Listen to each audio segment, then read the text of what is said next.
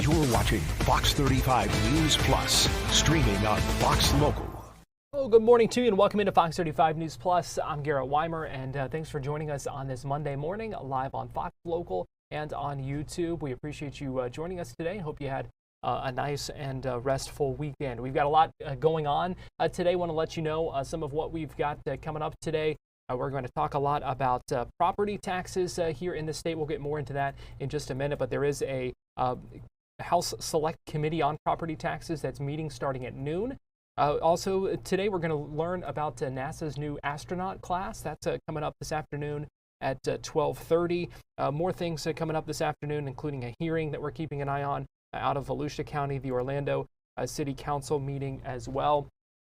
Attorney General James Uthmeier was in Orlando earlier today talking about some steps to combat violent extremism, political violence specifically. We'll talk more about that in just a little bit. Plus an exciting announcement from the University of Central Florida president today. So we will cover all of that here today on Fox Local. But we begin by this talking about this push for getting rid of property taxes, which is something that Governor Ron DeSantis, the CFO, Blaise Ngolia, they have really been looking at and pushing for a step that they want to see and are taking several steps to try to make it a reality, including doing these Doge audits of local governments, looking at how local localities can cut back on spending and hopefully reduce property taxes as a first step. We also know that the House Speaker, Danny Perez, created this House Select Committee on Property Taxes that is specifically made to look at this issue, that they did a little bit of work during the last session and looking at some proposals, looking at just some of the how this might work, what it might look like, a number of things. They are supposed to have their first meeting of this kind of interim session at noon today. So we will get you live inside there. But Fox 35's Amanda McKenzie talks more about what the process is when it comes to potentially getting rid of property taxes here in the state of Florida. Well, Governor Ron DeSantis has said he wants to lower property taxes or do away with them altogether. Right now, there are two proposals on the table that the Florida House of Representatives Select Committee will meet to discuss throughout the week in Tallahassee. Now, one of those proposals by Representative Ryan Chamberlain says he has a plan to replace the state's current property tax model, proposing a plan to eliminate property taxes. But to make up for the loss in tax revenue, there would be several new fees or surcharges. charges. Chamberlain is not calling them taxes.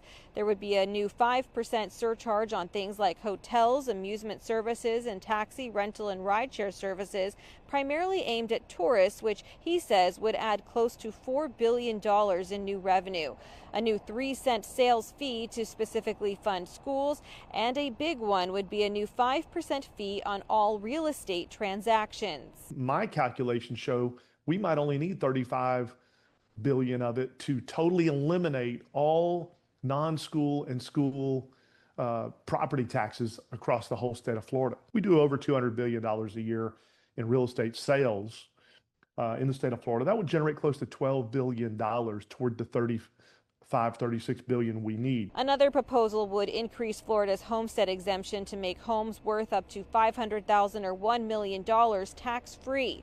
Some state leaders like Representative Ana Escamani say lower property taxes could work, but questions at what cost, since property taxes currently fund essential services like police, fire, schools, and more. The committee meets today and throughout the week in Tallahassee. We'll be sure to keep you updated on what happens. Reporting this morning, Amanda McKenzie, Fox 35 News. And as Amanda said, that first meeting today begins at noon, supposed to last about 4 hours. We will monitor that throughout the day here on Fox Local, and we'll also bring you the start of that coming up at noon. We are continuing to track new developments when it comes to the ongoing death investigation at Epic Universe. This comes after the death of a guest who rode Stardust Racers last Wednesday, was found unresponsive, taken to the hospital where that man later died. Now, Fox 35 has obtained a letter that the Universal president sent to the Orlando team members. Fox 35's Amanda Ruiz has more on that. Yes, that letter was sent out to all Universal team members. In it, the president of the Universal Orlando Resorts discusses the initial investigation and what was found in it. Last week, 32-year-old Kevin Zavala was found unresponsive after riding Stardust Racers. He was later pronounced dead at the hospital. Universal Orlando Resort President Karen Irwin wrote to team members saying in part, quote, "Our internal findings to date confirm the ride systems functioned as intended. Equipment was intact at the ride's start, throughout the duration of the ride, and upon the ride's vehicle returned to the station, and our team members followed procedures. The attraction remains closed as we continue to work through a comprehensive review process in cooperation with the ride manufacturer of record." It also says, quote, "Our hearts are with our guests' family and loved ones, and with all of you who have been impacted by this tragic loss. I want to express my deepest gratitude to you, our team members." According to the Orange County Sheriff's Office, Zavala had a pre-existing spinal injury and was taking medication. The medical examiner says he died of multiple blunt force injuries and ruled the death accidental. The GoFundMe set up to help the family with funeral costs has raised more than $25,000. And experts say Stardust Racers could be closed for weeks, maybe even months, as this investigation continues. Reporting in Orange County, Amanda Ruiz, Fox 35 News. We are continuing to follow up on that and trying to learn more as well. Well, it was a close call caught on camera in a Deland neighborhood. A 12-year-old boy quickly pulled himself and a friend out of the way of an oncoming car. Again, this was a neighborhood in Volusia County in Deland. These kids were on e-bikes when a car actually drove into the bike lane. And as Fox 35's Marley Capper reports, we did hear from one of the boys' parents. Good morning. You know, this video is really hard to watch because these boys made it out alive with just seconds to spare, and that car that almost hit them dragged their bikes for several feet. Let's take a look at this home security footage again. This happened on Thursday afternoon in Deland on Bluegrass Boulevard. It's a residential area. You can see two kids on e-bikes sitting at the stop sign before a black SUV drives right into their lane, nearly hitting 12-year-old Tristan Johnson and his friend. Tristan's mom, Bonnie, couldn't believe what she saw. Here's what she had to say. I had to watch the video about 3 times for it to sink in. Oh my God, he almost got killed. It was very upsetting and very anger-inducing. We're not talking about running a stop sign. We're talking about 2 little boys that could have been killed. It's very obvious. The video footage speaks for itself. People who live there tell us that drivers are careless and distracted often. Bonnie hopes that by sharing this footage, people will be more careful. We have reached out to the Deland Police Department to see if this driver is going to be ticketed. As soon as we have that information, we'll bring it to you live on air and online as well. Yeah, certainly a scary situation, and seeing that video, certainly an eye-opener. So just a reminder, pay attention when you're driving, no matter where you are, even if you're in a neighborhood, especially if you're in a neighborhood, even though you're maybe driving a little bit slower. A lot of kids, a lot of people out and about walking on those e-bikes, on bikes, whatever they may be. Just certainly be careful out there. We're going to take a quick break here on Fox 35 News Plus, but we'll have much more to get to, so keep it right here, and we'll be right back after this.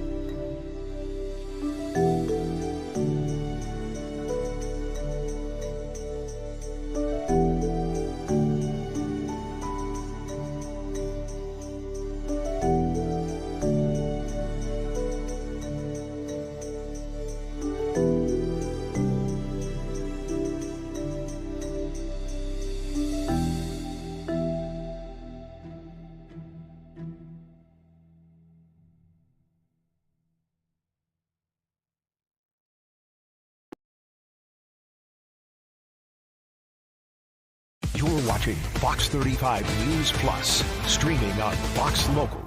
Welcome back into Fox 35 News Plus. I'm Garrett Weimer, and thanks for joining us today. Attorney General James Uthmire, the state's Attorney General, was in Orlando this morning, speaking at the Valencia College West campus, where he was talking about combating violent extremism and specifically talking about political violence. Obviously, something been getting a lot of attention in the aftermath of the shooting and killing of conservative activist Charlie Kirk that happened on a college campus in Utah. The Attorney General today announced a new online portal where people can report threats of violence and violent extremism through the Florida Attorney General's office. You can submit screenshots, videos, other evidence of threats as well to the Attorney General's Office of Statewide Prosecution for them to review. We heard from the Attorney General and the statewide prosecutor at this news conference earlier today. Everybody knows about the recent assassination and what it represents. Charlie Kirk was an individual that believed in discourse, that believed in debate, that believed in the exchange of ideas.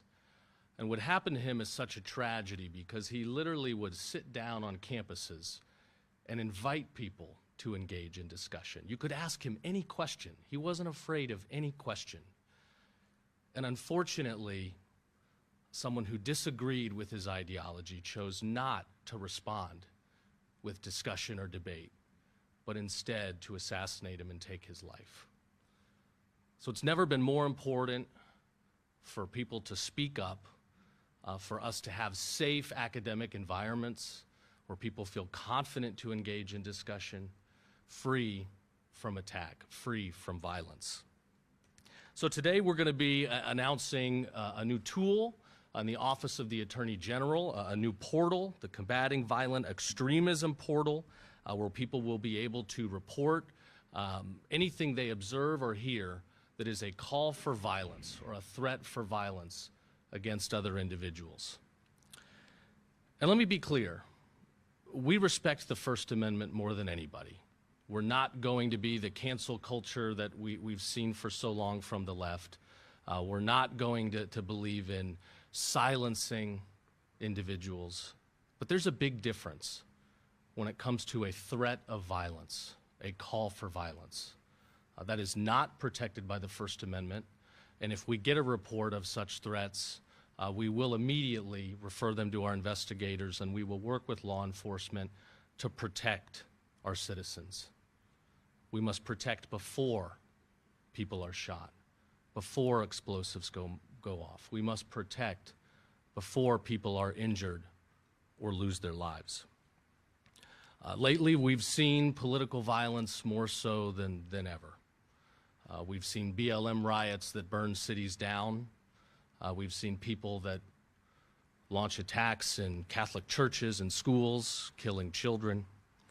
We've seen a disproportionately high number of people that identify as transgender engaged in shootings. Just last week, we heard that the attempted attack on Justice Kavanaugh, again, was somebody that's struggling with one of these disorders. We saw the Pennsylvania governor's home set ablaze by a pro-Palestinian radical. We've seen assaults on federal immigration law enforcement officials go up over 1,000%. And of course, we all know what happened to Charlie Kirk. So today we're launching this portal. People that see things, whether it be videos, images, text messages, calls for violence, can go to myfloridalegal.com/CVE, myfloridalegal.com/CVE, to report these acts or threats of violence. And believe me, there will be no tolerance here in Florida for political violence or extremism. Now, First Amendment aside, when it comes to people that are celebrating or, taking joy in the murder of Charlie Kirk, I do believe there's a heightened standard for teachers. If you are celebrating a murder, I don't want you in a public school near my kids. I can tell you that right now. We've had some incidents across the state. I'll let the Commissioner of Education speak here in a second. But if you are going to create an unsafe learning environment that makes kids fearful, that makes parents fearful, you do not need to be in the classroom, and we will take action. So thank you for being here today. It's somewhat of a somber topic. I hate that we have to be here talking about this, but the reality is evil is out there, dangerous people are out there, and we've got to be a country that wins with ideas and not deadly violence. So with that, I'll turn it over to Stasi to come up and tell us about what he's working on. And we'll have his back.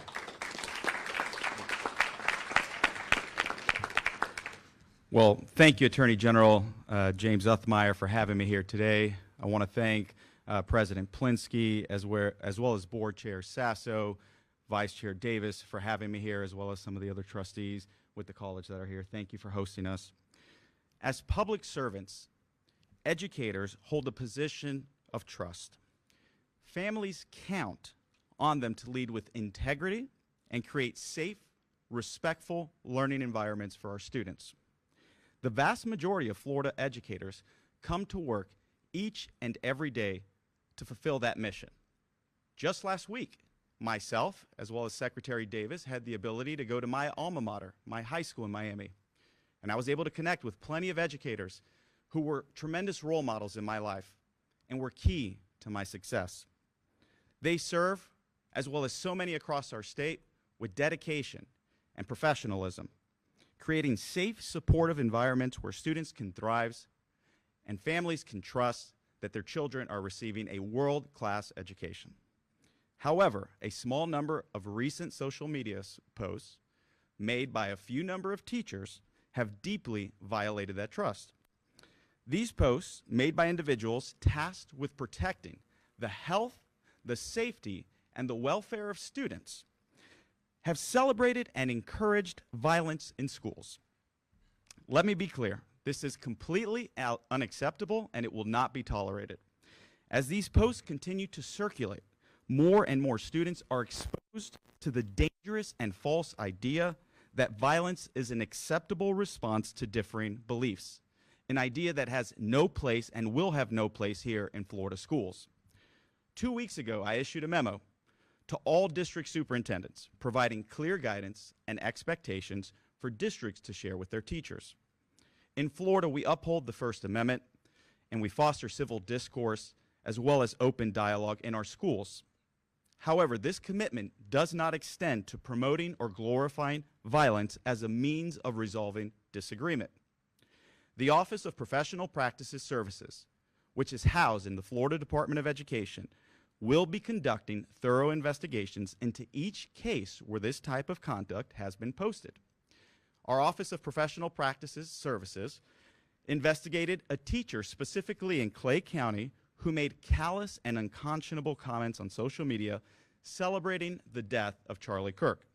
Specifically, she said, "This may not be the obituary we were all hoping to wake up to, but this is a close second for me." And attached to that post was an article explaining that Charlie Kirk was assassinated at a school. There was an outcry from the community regarding the teacher's comments, with the Clay County School District receiving more than 500 complaints. The district had to increase security measures to ensure the safety of students and teachers, costing the district time and money and furthering the discomfort of the students in that district. Based on the evidence and investigation, this morning I found probable cause for 4 different charges. Number 1, gross immorality. Number 2, failure to protect the health, safety, and welfare of students. Number 3, reduced effectiveness as an educator.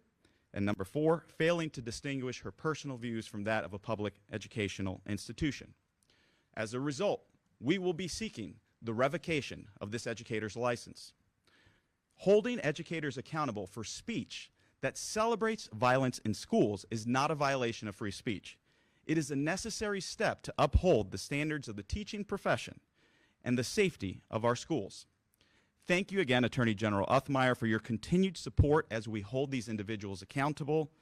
Educators must always remember that their words matter.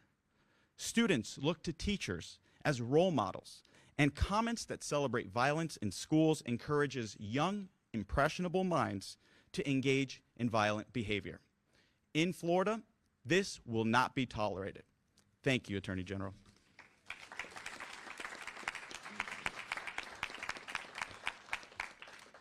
Yeah, again, we do not believe in censorship. We respect the First Amendment as much as we might disagree with some of these gross things people are saying, as horrific as those comments might be. But it is not a violation of the First Amendment to expect our teachers to create a safe learning environment. And when you are celebrating murder and requiring the state to go through extra security measures, that's not right, and we're going to put a stop to it. So next we will hear from Mike Sasso from the College Board.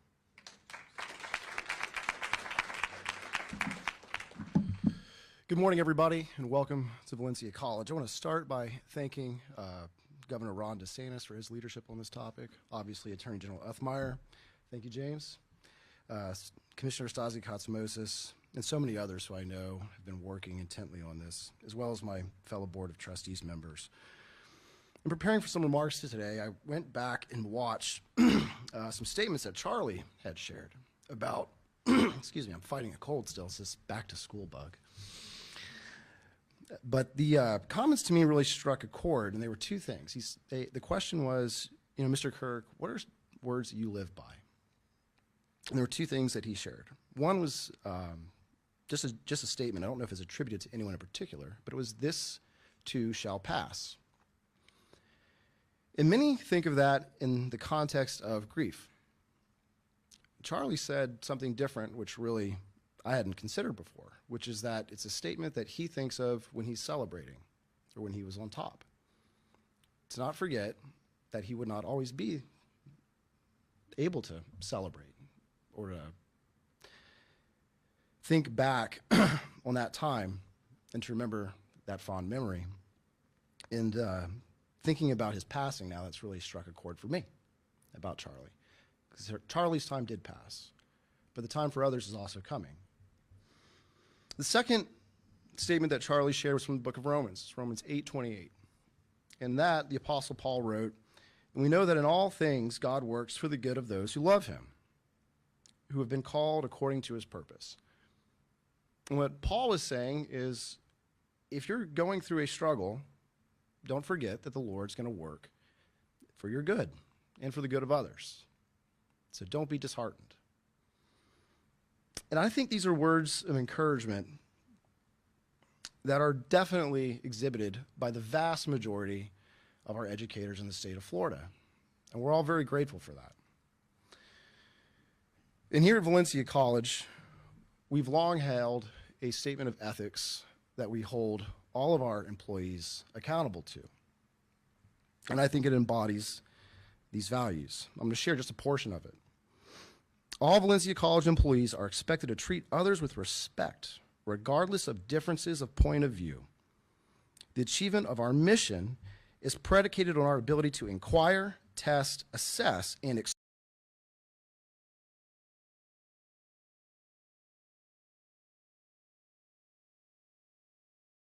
safe environment where the free exchange of ideas is encouraged and to treat one another with dignity.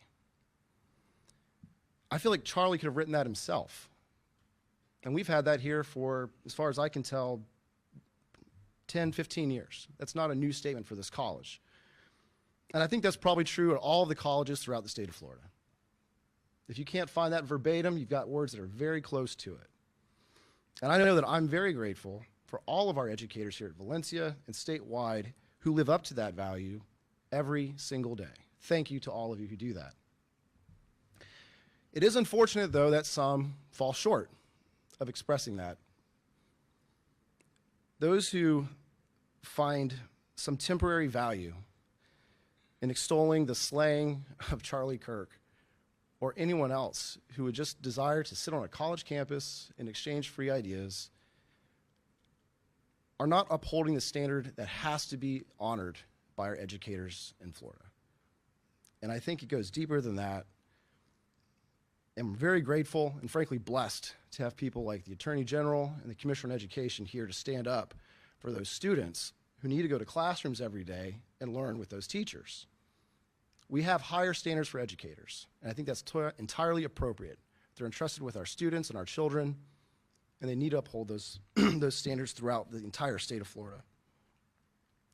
There is no value in celebrating the death of a person on a college campus. Political violence is never appropriate, and it's particularly destructive when it happens where you're supposed to be able to express these ideas that are controversial in a safe way. And so we're very grateful for what we've seen here today.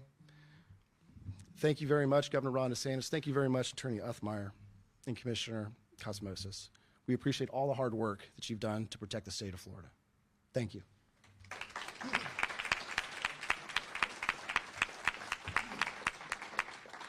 Now, when I knew we'd see John Davis this morning, Stassi and I had a bet. Would it be more or less than 10 seconds for him to make fun of the Gators?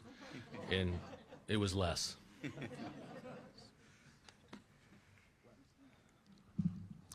Good morning. First, I would like to also thank Governor DeSantis for his unwavering leadership in ensuring that Florida continues to be a beacon of hope and a blueprint of excellence, especially within our educational system. I want to also thank our Attorney General as well as our Commissioner of Education for being here today. Also, would just like to recognize our Chair Sasso, President Plinsky, and fellow members of our Board of Trustees for their continued leadership as well as their commitment to the work that we do here. As Vice Chair of the Board of Trustees here at Valencia College, and as a proud product of Florida's education system, who has devoted my life to service, our youth, as well as education, I never imagined that we would reach a point where political division would override moral clarity. and where left versus right would supersede right versus wrong. Now, although we live in a country where free speech exists and it's protected, decency, integrity, moral responsibility, and a strong ethic compass are non-negotiable, especially for those who are tasked with leading and helping to set the future for our future leaders. In the aftermath of Charlie Kirk's assassination, the celebratory, vulgar, and dehumanizing rhetoric that was posted on social media, including by individuals that are affiliated with our educational institutions, stand in stark contrast to the values that Valencia College upholds and the standards that guide Florida's educational system. Our educators are more than instructors. They are role models, shaping character, not just curriculum. Their words and actions do matter, both in the classroom and outside of the classroom. And when this line of decency is crossed, they don't just betray their professional responsibility, they erode the moral foundation of our institutions and set a dangerous example for our students. Let me be clear. If your public conduct brings dishonor to this institution and others, there should be and there will be consequences. These are basic standards that we must uphold. These are basic standards that we must uphold, even when no one is watching. Anything else is unacceptable. Thank you.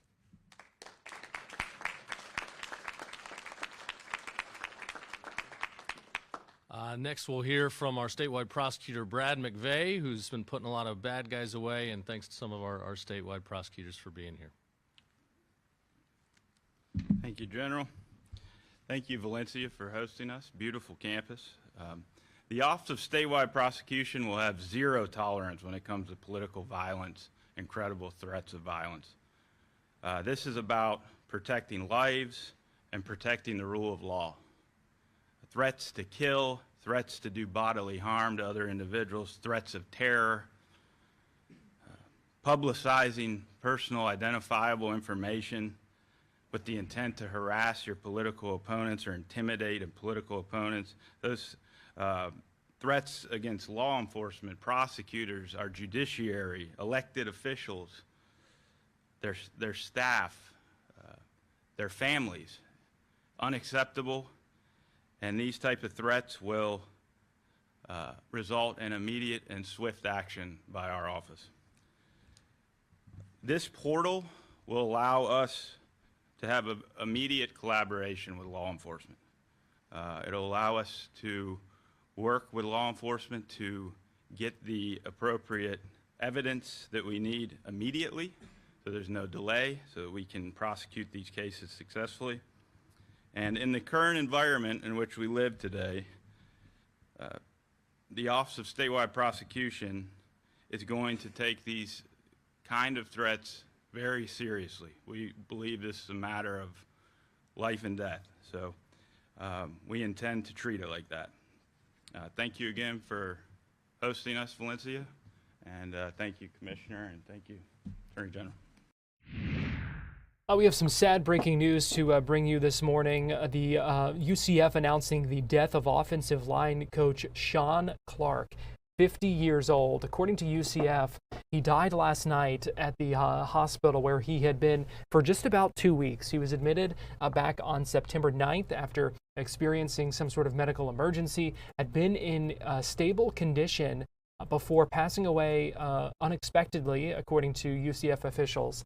Last night. We have learned that his wife was there by his side, but again, just an absolute tragedy to learn of this morning. We are seeing some reaction from UCF officials. This statement from Scott Frost, the head coach, saying Shawn was so much more than a coach. He was a remarkable man, husband, and father who cared deeply about his players and staff. The reaction of our players and coaches to the news this morning is a testament to Shawn's character and the impact he had on every life that he touched. He was loved.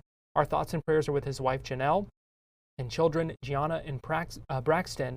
We are here to support them and will continue to keep them in our hearts and prayers. And Athletics Director Terry Mahajer saying this: we're heartbroken by Shawn's passing. He brought passion, integrity, and a genuine love for people to everything he did.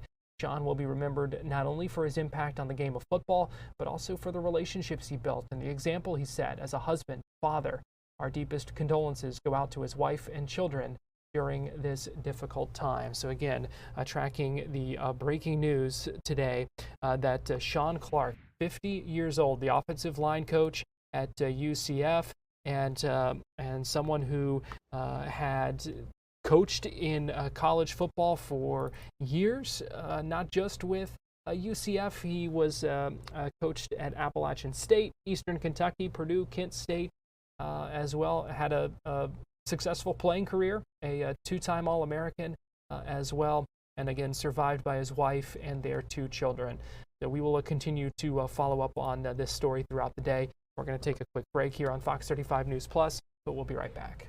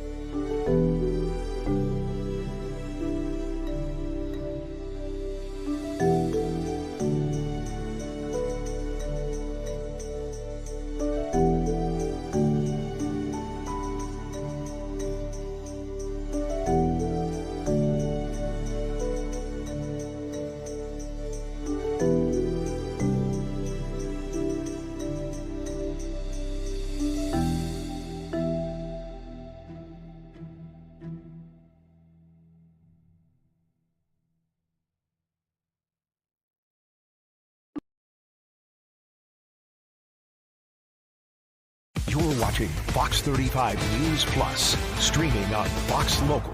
Well, welcome back into Fox 35 News Plus. I'm Garrett Weimer, and thanks for joining us on this Monday morning, live on Fox Local and on YouTube. Did you watch some football over the weekend? If so, on this Monday, you might be doing what we're doing, kind of looking back at the weekend that was, maybe talking about some standout performances, scratching your head about some things as well. Just, basically Monday morning quarterbacking, as they call it. And so we're going to bring in Tim Walters, who's the sports editor of the Florida Times-Union and Florida Today. And Tim, always good talking with you. We appreciate you joining us here on Fox 35 News Plus. Yeah, as always, I appreciate you having me on. Thank you. So let's start with the standouts, and let's start with high school. Who stood out for you? I know you had trouble narrowing it down just to one this week. Who are the high school football standouts in Florida this weekend? Yeah, it's a good problem to have when you've got too many good high school football players. And, with us having 17 news sites for the USA Today network in the state, I got a lot of great submissions from our editors from around the state. One's going to be from our Jacksonville newspaper, the Times-Union, from the St. Augustine paper, The Record, and then one from Florida Today. So a lot of East Coast things going on. So we'll start, as you see there, with Xavier Larice on O'Galley. So Xavier, it's an interesting story for him because he's one of the most heavily recruited guys in the state. He's a senior now, and he was supposed to be playing, as you see there, safety and wide receiver. Well, he also finds himself at quarterback right now because in the opening game of the season, O'Galley lost their starting quarterback to an injury against Vero Beach. So what do you do when you lose your quarterback? You get the ball into the hands of your best athlete as many times as possible. Well, this past weekend, O'Galley played Cocoa High School. So this is the battle of the two titans on Florida's Space Coast, Brevard County. Cocoa High School has won 3 consecutive state championships, and they've been in the state title game 4 years in a row. This is a little bit of a rebuilding year for them, but they and O'Galley are still the two class acts of the Space Coast, and they clashed on Friday night, and Xavier Larice did not disappoint in this game. He led O'Galley to a 25-13 win, which is big in and of itself. He intercepted 3 passes, and he scored 2 rushing touchdowns, one for 65 yards and one for 21 yards after his interception was made. So a great job there by Xavier Larice of O'Galley football. Next, we're going to go all the way up to Jacksonville to Bowles High School, which is always a powerful school. They have a sophomore defensive end named Asher Kyoto. And Asher this weekend had 8 tackles, 4 sacks, blocked a kick, and scored a fumble return for a touchdown as the Bulls defeated Oakleaf 38-6. So great job by that young man there. I'm sure that people are going to start really taking notice of that class of 2028 player. And then we go up to our final one, Beachside High School, which is, up there near Jacksonville. And quarterback Eddie Jordan of Beachside completed 33 of 45 passes for a school record 535 yards and 5 touchdowns, including the game winner with less than 2 minutes to go as they defeated Bishop Kenny 35-31. So that's a senior quarterback there, Eddie Jordan, 535 yards and 5 touchdowns. So as you can see, Garrett, that's why I had such a difficult time making the decision because go ahead, choose which of those 3 performances is better, right? Yeah, hard to narrow it down from those. I agree with you there. Now let's talk college football. Who is your college football standout from the Florida football weekend that was?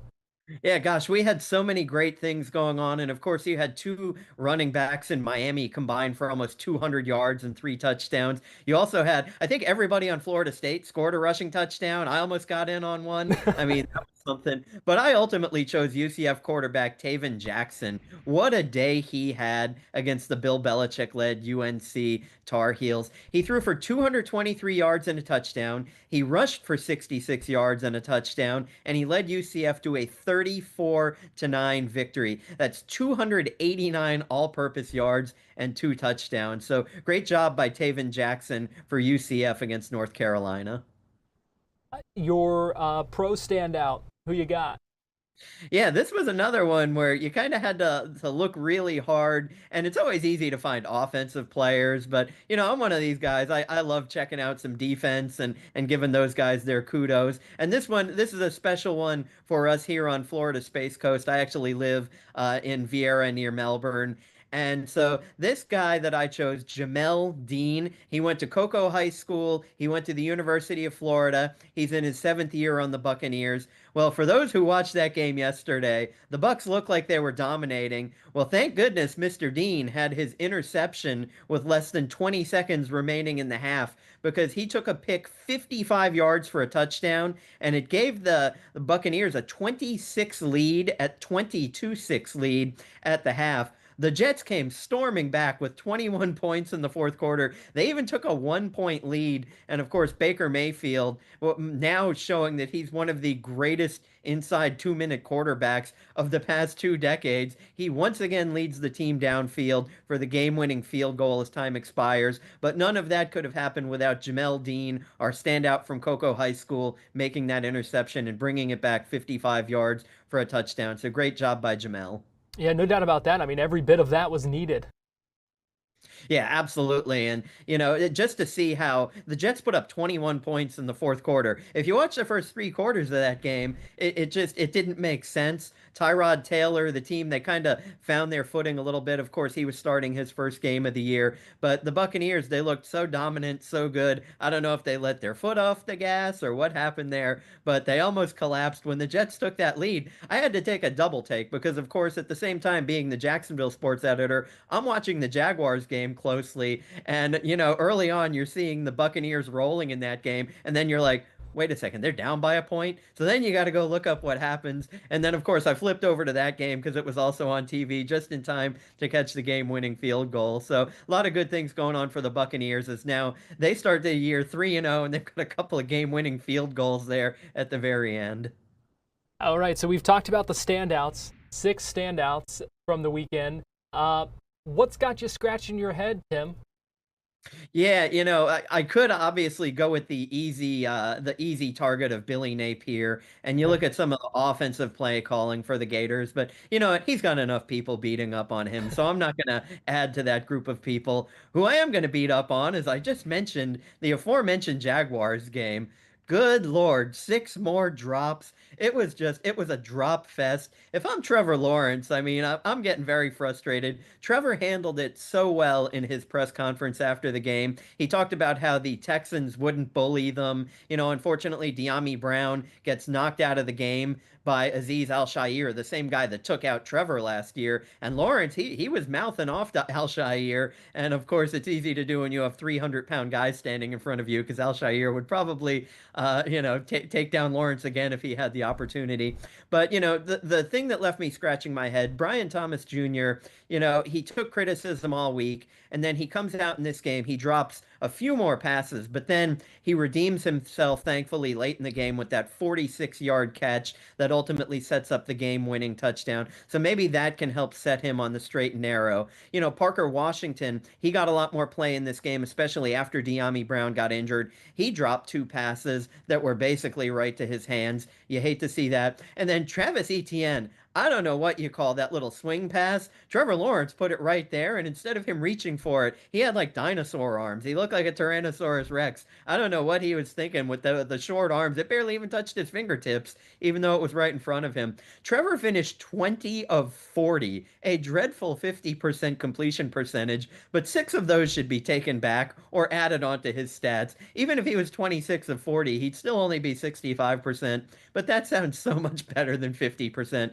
Somehow, though, the Jaguars win that game. And here's the craziest stat, Wyatt, is that the Jaguars have only trailed for 18 seconds this year, but it was the 18 seconds where the Bengals scored that touchdown last week with only 18 seconds in the game to win. But hey, 2-1 for the Jaguars. They've matched their half season, they've reached half of their total of wins from all of last season when they only had 4. And they also have 9 takeaways in 3 games. They only had 9 takeaways all last season. They have 6 interceptions already. They only had 6 interceptions all last season. So things are really looking up. The addition of Jordan Lewis, new defensive coordinator Anthony Campanile is doing a great job there. So 2-1 the Jaguars. Who would have thought they'd be looking up at the Indianapolis Colts? But all sorts of crazy things going on in the NFL this weekend.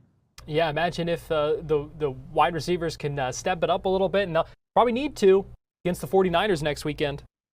Yeah, this ought to be an interesting matchup, too, because does Brock Purdy play? If not, you get Mac Jones, who was the backup quarterback last year. He was the one throwing all those passes to Brian Thomas Jr. that he was catching last year. And this year, I guess he can't catch Trevor Lawrence passes. I don't know. But Mac Jones, 2-0 as a starter, filling in there in San Francisco. That's a 4-0-5 start. The Jaguars traditionally don't do very well out on the West Coast, so we'll see how that goes. But, if they can step up, beat the Niners, and go to 3-1, they'll already be well surpassing what anybody thought they would be doing this early with their new regime there in Jacksonville.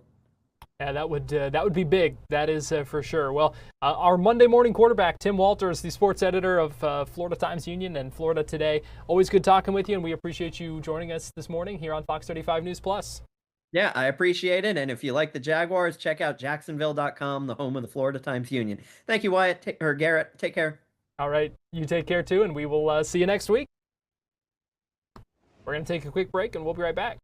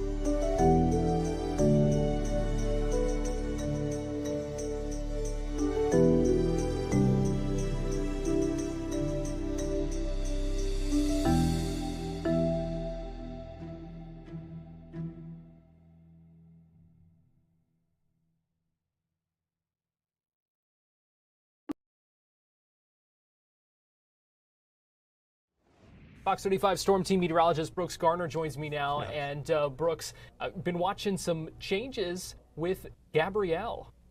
Yes, and Gabrielle has become a major hurricane today. And Garrett, the good news is this system is not going to impact us. It's out in the middle of the Atlantic. We'll take a deep dive into that tropical update. But remember the big lull we had in the hurricane season, the biggest lull during the peak period since 1939? Yeah, that's over. Over and done with. So we're going to have to keep a very close eye on the tropics. All right, let's get right to it.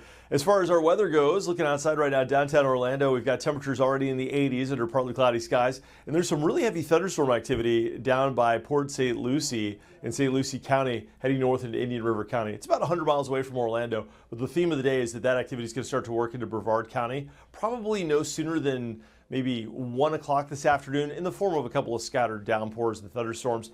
But then as we progress through the afternoon, it may make its way into Orlando by 5 or 6 o'clock, and then maybe into Sanford and Deltona and Oviedo between 6 and 8 p.m. with some, actually in a lot of places, much needed rain. It's not a guarantee though. Our rain chance today is running at about a 40% chance. The theme though through the week is that we're going to see our rain chances going up. In fact, every day that goes by as we head into the rest of this work week, rain chances will be going up steadily. This is the first day of fall, the first week of fall. However, it's actually going to feel a lot more like summer than last week did. We had all that dry air around last week. Well, this week humidity goes up, temperatures will go up, they'll be topping out in the low 90s, and our rain chances each afternoon will go up as a result. All right, looking outside, we've got some hurricane swell coming in from a distant Gabrielle, astronomically high tides. Needless to say, rip current risk quite high. It's recommended you stay out of the surf if you can, and if you go to the beach, I wouldn't go in past your waist and do so near a lifeguard. Just not worth it, especially for around of town. Maybe you're flipping around here on Fox Local trying to make some plans. It looks pretty, but it's best to stay out of the water. The rip currents here do not mess around. 83 will be the temperature through this hour, then up to about 91 by 4 o'clock. Our typical high is 89 to 90. So we're running a couple of degrees warmer than normal around the region. 91 in Gainesville today, but along the coast will be a little cooler thanks to a northeast flow off of the comparatively cooler waters. Now, the water's not cold by any stretch of the imagination. It's running about 83 to 84 degrees, but it's just enough to take the edge off. All right, here's the latest on Gabrielle. Look at that. Bermuda is northwest of this thing. This is a powerhouse of a hurricane. And if you remember last week, we were talking about how it was just a shadow of a tropical storm with nary a thunderstorm near its core. Well, it moved into favorable atmospheric conditions and a much warmer sea surface temperature with a lot more ocean heat content, allowing it to explode in its strength to winds of 120 miles an hour. Category 3 begins at 111. This thing is up to 120. Forecast down to become a Cat 4. So it'll match Aaron as far as strength of being a big hurricane. Aaron reached Cat 5 strength. That was the only other hurricane this season. And now here we have another one that became a hurricane. It just isn't a minimal hurricane. It's going all the way, right? And I wouldn't be surprised if this reached Cat 5 briefly. We'll see. That said, I think it's safe to say the Atlantic and the Gulf this season, with all the ocean heat content, are virtual powder kegs, where if atmospheric conditions line up to support a tropical system, there's really nothing to stop them from becoming huge hurricanes. So we're going to have to be really cognizant of activity during the month of October in the Gulf and in the Western Caribbean. Those are two zones where development become most likely, and those are two zones where tropical systems are most likely to affect us here in Florida, outside of just curving out in the Atlantic. But yeah, Gabrielle may head up toward Europe by next week. It would lose its tropical characteristics but keep its rain and gusty winds. Elsewhere in the tropics, we've got a couple of tropical waves that have a higher potential not to develop. One to the east with a 70% chance, one to the west with a 40% chance. We'll have to watch that one to the west because there are some indications that it may come close. I don't want to say close to Florida this weekend, but I mean it'll be east of us by like 800 miles, well, maybe 500 to 800 miles east of the Bahamas. But it may brush the outer banks of North Carolina before curving out to sea.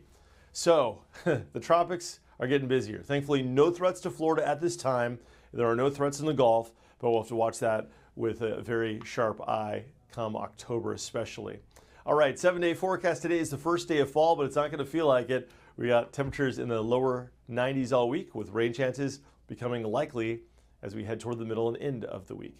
So yes, Garrett, it's just an illustration of how fast things can change in the tropics, why even a very weak-looking system like Gabrielle we have to watch very closely because it strengthens so quickly as a major hurricane. And I mean, if you had something like that on satellite heading for Florida, we'd have some really big problems.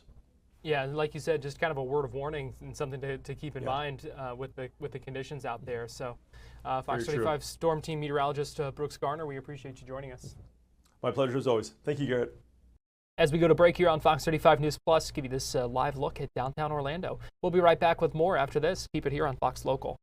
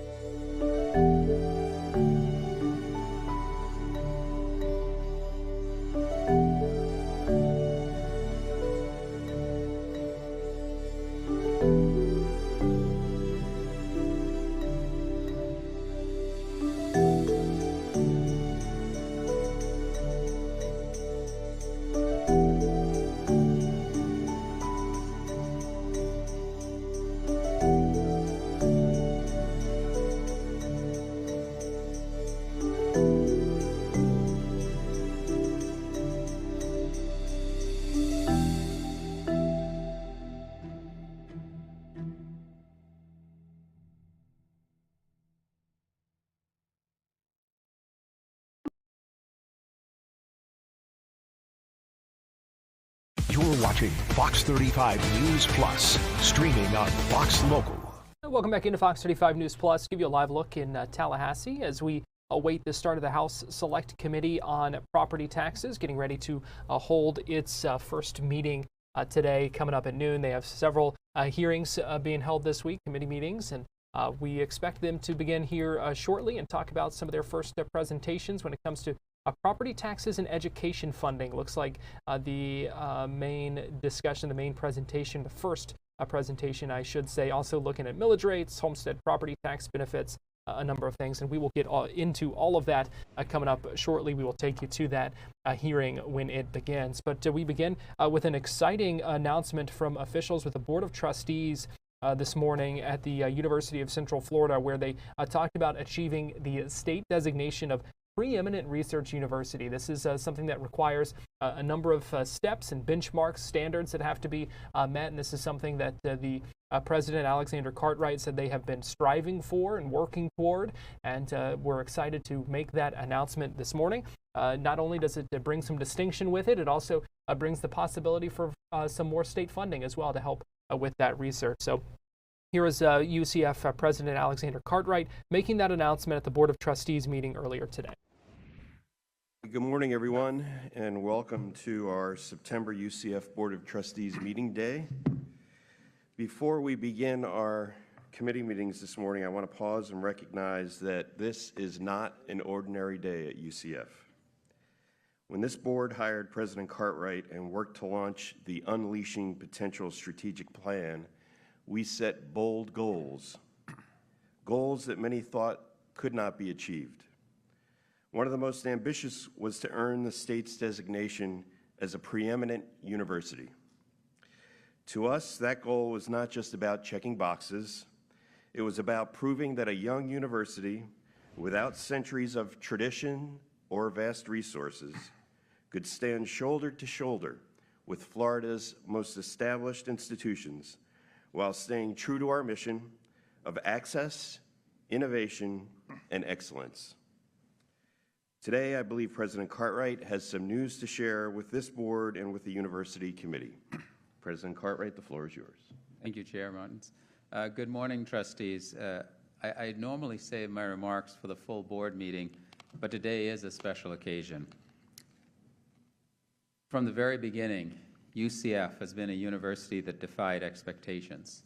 We were started on scrubland in 1963 with no centuries of tradition, no vast endowment, no stone towers. Our first classes were taught in unfinished buildings. Labs were cobbled together from surplus parts. Traditions weren't inherited, they were invented. And yet, we built, we dreamed, we charged forward. That spirit lives on today, and it has carried us to a milestone years in the making.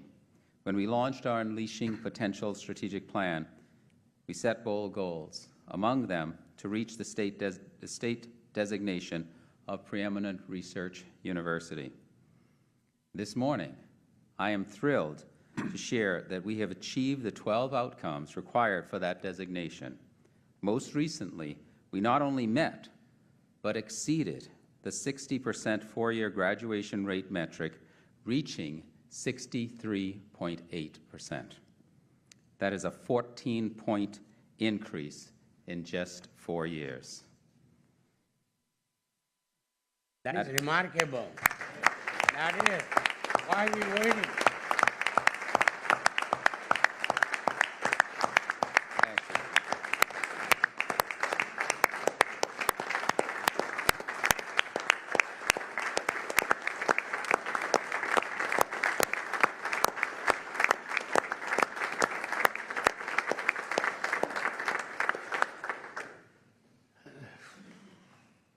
At a university of more than 70,000 students, this kind of progress is nearly unprecedented.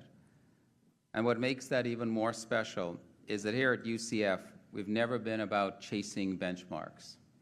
We were founded to fuel the space race, and we have grown into Florida's premier provider of engineering and technology talent. We've never had the wealth, legacy, and or prestige of flagships. Instead, we've been the MacGyver of universities, inventive, resourceful. An exciting step forward for UCF. I do want to get you inside this House Select Committee on Property Taxes, just getting underway here in Tallahassee. This is Toby Overdorf, one of the Republican chairmen of this committee. He is a Republican from Palm City. Let's go ahead and listen in as he gives some opening remarks ahead of this hearing beginning. This evening, and that some of our members will be celebrating the Jewish New Year and are thus not attending today.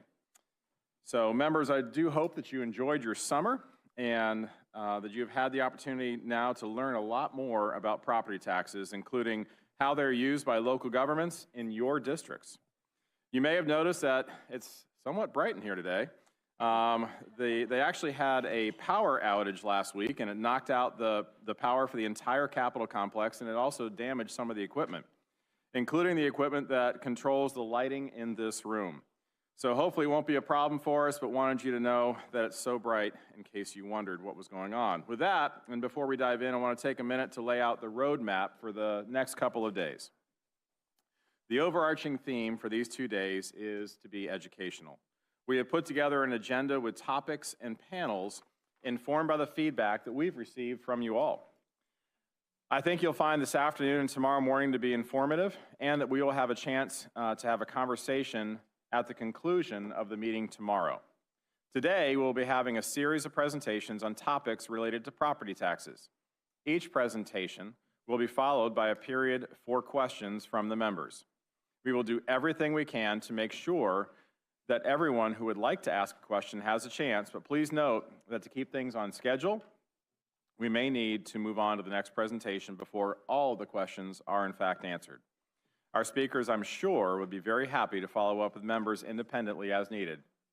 And I'm getting head nods at that, by the way. Tomorrow, we will be having 2 panels on local government representations and representatives, one at the city level and one at the county level, to provide insight on their reliance on property taxes and how property tax rates are set in their jurisdictions. We will have a presentation from the governor's office as well on their efforts to review local government efficiency. And then we will wrap up with a chance to report back on all of your homework assignments, hint, hint, get it done now, from the last meeting, and an opportunity for a general discussion amongst the members. For you procrastinators out there, you now have 24 hours or less to get your homework done.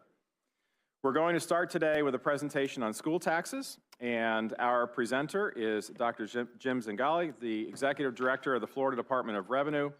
Members, please save your questions for the end of the presentation, and Dr. Zingali, you are recognized. I can, someone turns it on for me. And by the way, sir, former Governor Bush says hi. Thank you. Okay, I got my timer going, I got my clicker going. Chairman Obrador, Lopez, thank you for inviting me today. It's always a privilege to talk to this many elected officials on the House side. My last job when I worked for the legislature was Appropriations Staff Director. At that time, I did think I understood FEFP. Maybe that's why I was asked to come and speak, but that was a long time ago. So I had to work hard to try to make this a presentation that would work. Been asked to do a working level overview of the FEFP. Been asked to be able to show what the role of ad valorem tax is in the funding of the FEFP. And the one thing I'm qualified for is that the Department of Revenue does have oversight of the regulation of the implementation of property tax from the tax collector, the millage levying authority, and the ad valorem, which is a responsibility of the Department of Revenue. So that said, we're going to dive in. Unfortunately, 3 critical dates in public school funding, if you will. One goes back to 1968 constitutional revision. That was the time when the Constitution was totally rewritten. State government was reorganized, consolidated, the cabinet was changed. Local governments were laid out in basically the structure that you see today. So for a public school and a public school system, the 68 Constitution came out and provided a few basic fundamentals. First, and you're going to see this in the first slide that we bring up, is that the county and the school district are welded together geographically. 1 county, 1 school district, 67 counties, 67 school districts. Within those jurisdictions, that Constitution laid out that there would be an elected school board, that school board would have at its disposal the property tax. That property tax, and this is a key in down the road discussion, that property tax had to be assessed at fair market value, or what a willing buyer and a willing seller would buy in the marketplace. It established a 10 mil cap, 10 mils, 1% of value, a tenth of a mil, 10 mils, 1%, 1 mil, a tenth of a percent. That's going to be relevant in the discussion down the road. In addition to that, it created and gave authority to the property appraiser to assess that value at market, and a tax collector, and a number of other local functions. Okay? That's a critical time because that framework still exists today. Okay, and a lot of that has to do with how FEFP came into being. Second one, date 1971, time way back again.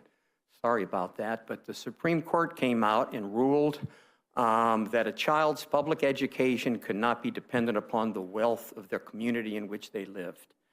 Since the Constitution in Florida defined that as a school district, and the school district's wealth was the property tax, you could start seeing a problem with that kind of an edict coming at the federal constitutional level. Okay, so if I lived in a rich county, if I lived in a poor county, I have to get access to equal education. States all ran back, and legislators for a number of years looked at how they were going to run public education with our Constitution and with that mandate. In Florida, it took a few years. 1973 was the year in which the FEFP was brought into being, 1973, 3 years later. If you would look at the structure of the FEFP back in 73, very similar to today. We're going to go over that in a little bit of detail. When I get further down into my presentation on the FEFP, I have this big document here. It was the 24-25 look at the FEFP. If you're familiar with how it works, the second calculation took the appropriation that you passed this last session, and the second calculation takes it to a different level and says, how are we going to calculate all that? I say that because I have these two documents on my second slide on one slide. Okay, so it looks like a simple slide, but there'll be a lot of discussion on how it works. So with that, I have a slide that will kind of look like, why did he put that up in front of us? It doesn't look like it has much to do with Florida at all. Okay, these are the number of school districts by state. It's a little old, but they don't change very often. If you look at the far right-hand side, and it may help if I put glasses on and stare at my notes, but if you look over at the far right-hand side and see Texas up there, the number 2 population state in the country, they got 1,000 school districts, okay? Think about that, 1,000 school districts. California, the largest state, 977, okay? So if you looked at the yellow states up there, in descending, not in population, but in descending order from the number of school districts they have, 1,000 down to Pennsylvania at 499. These are predominantly city-based schools with some variation. Okay, if you look at Texas, Texas has school districts that are urban areas. They have other school districts that are individual suburbs. Then when you get out into the rural countries, they've combined them in a bunch of different directions. The basic split in philosophy between the ones at the top that have a lot of school districts versus the ones at the bottom that have a few school districts is the difference between the desire to consolidate, the desire for economies of scale, the desires of efficiency, in which case you want few, or home control, local control, where you want to have many. I say that because I came out and picked out 3 western states. You got Montana, you got New Mexico, you got Wyoming. Wyoming has 500,000 people. Okay, they have 62. Montana has 1.1 million. They have 402. And the one in the middle, New Mexico, has 2.1. If you've traveled in those states, you know what they're like. Not much population, a lot of land, a lot of value. Montana, a small state, big geographic area, chose home rule. Some school districts are a high school, okay? I say that because then as you get further on down, you will see Florida, 67, okay? So clearly that's a radical difference in terms of how all those other states have chosen it. But again, it leans on the Constitution that says efficient, okay, economies of scale.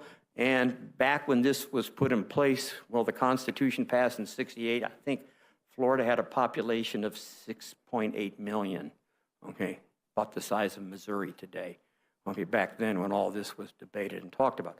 I say that as just a fundamental to get into the FEFP on the next slide. Okay, there's the FEFP on one page. If you look at that first block,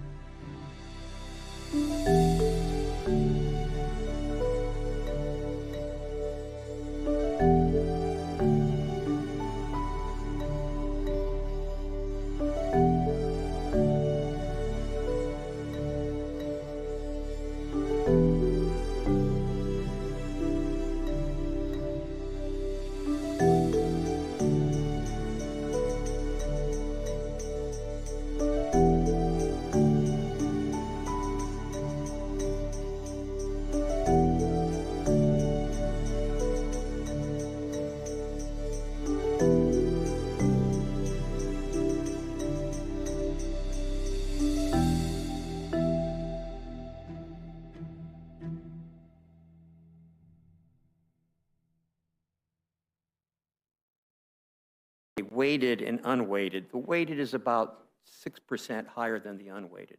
The weighted student says, we got to figure out what it costs to teach those students on the operations side of the equation. And there's a whole bunch of cost studies that come in that says kindergarten to this grade, this grade, this grade, this grade. Complicated. I'm not an expert on it. I just bore you going over how they do that calculation. But the weighted student is the head count plus the weights for the type of education they fit in the school system, and that generates a slightly bigger number than the head count. Okay, now you sit there and go, okay, I've got a number down there on line 4 that says $18.8 billion. Okay, where did that $18.8 billion come from? It primarily came from taking the weighted student, and in the appropriations bill, it fixes the base student allocation, $5,372, and it says, we are going to guarantee for every one of those weighted students $5,372, no matter where they are in the state, no matter what school district they're in. Couple of little tinkering adjustments to that in the calculation. If you live in a high-wage area, that 562 gets a bump up. If you live in a rural low-wage area, it gets a little bump down. Okay, if you have a sparsity of problems with generating a large enough class, you get a little bump. Not dramatically different, but it tries to say to everybody, we're trying to get you the same resources in every one of the school districts, no matter where you live. And that generated a number of 18 billion. Did I say millions before? Shoot me. $18.8 billion right there on just those calculations. Embedded in that in this last session was $1.3 billion of compensation adjustments for not only teachers, but administrators, for healthcare. That was calculated separately based on who the teachers were and where they were, and it was added into that 18 billion. So that's the basic equalization piece, if you will, the guarantee, but the numbers get bigger. You have a number of programmatic, decisions. I'm not going to go into them in detail, but they add another $4.3 billion to it. I'll highlight a few. Okay, these are not dollars being sent down to the school district based on a student and where the student is. This is more the geographic area. Transportation has $565 million in it. It looks at each of the school districts, tries to have a model that says these are their transportation needs, and those dollars go down on that basis. The exceptional student is a weighted class, and this comes in and adds another $1.3 billion to that class. It doesn't go to every student, it only goes to that class. You've got programs enhancing enrichment, you've got programs that deal with school safety, you've got programs that deal with mental health. Okay, these are programmatic.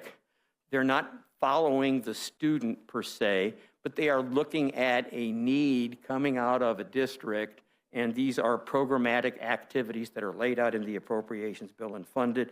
$4.3 billion going out of there. So you could stare at that and say, gut check. You could stare at that and say, okay, that's $23.1 billion in public school funding. It gets bigger, okay? If you then say, how are we going to fund that? Okay, how are we going to fund that? Okay, here you're sitting down there. What did the Constitution say? Property tax is the primary source of funding of public schools at the local level. And in the Appropriations Act, it says, if you choose to want to participate, school board, in the FEFP funding formula, you are mandatorily going to have to levy 3.092 required local effort. Okay, so every school board's got to sit there and say, I have to levy 3.092, and they have to vote on it, even though it's in the Appropriations Act. If they don't pass that, they're not in this formula. It's a choice they make. It's a big choice because they get a lot of money from the state if they do make that choice. Okay, what's that based on? That's based on 10.8 million parcels in this state. A few parcels are universal. A few parcels are my house. Okay, but how many are there? There's 10.8 million parcels. If you looked at the current market value on January 1 of this year, January 1, the value of those 10 million parcels was $3.8 trillion. Okay, every parcel in the state, property appraiser put on it $3.8 trillion, and that generates $10.9 billion into the FEFP. Okay, subtract that from the total, that meant the state in the Appropriations Act had to come up with $12.7 billion, primarily from General Revenue Fund. Okay, so what is that? 53% from the state, 47% from local property tax, total $23 billion. A teeny little, if you will, what's the Department of Revenue's role in that? That Florida Constitution said, and still does today, that those 10.8 million parcels, and this is painful for some people, must be assessed at fair market value.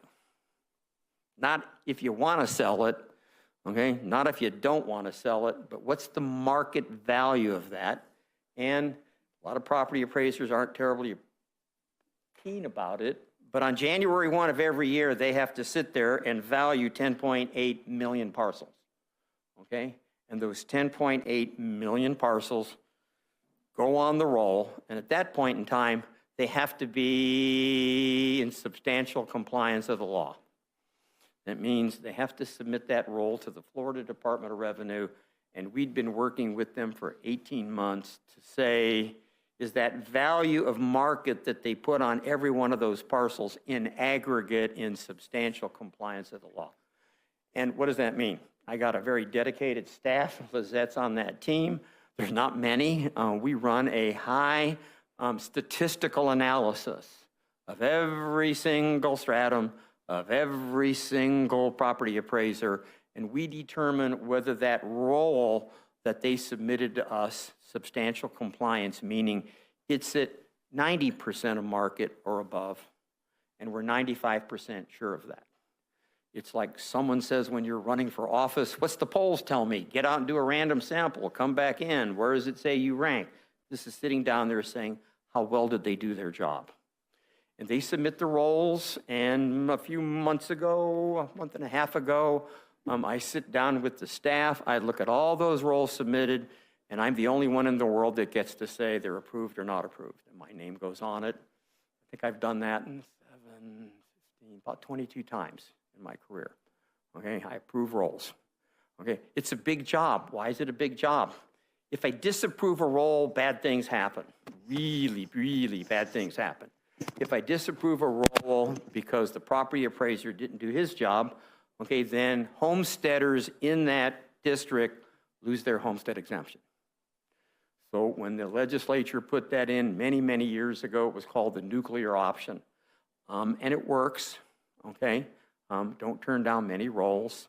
But it shifted since I came back 7 years ago to say, hey, we don't want this to be a test. We don't hope people fail. Let's help people get a good roll out there. So we share the sales data with them. We allow them to submit rolls with us. If an individual citizen's not happy with their assessment, they can appeal it to the VAB. A number of them are appealed, a number of them are approved, most are disapproved. So there's an appeal process if you're not happy with it. So that's the roll, there's the 10. It's a $3.8 trillion roll, and it's being cranked out by 67 property appraisers. There's a few other categories here. Okay, the next category coming over is the blue one over there on the top right-hand side.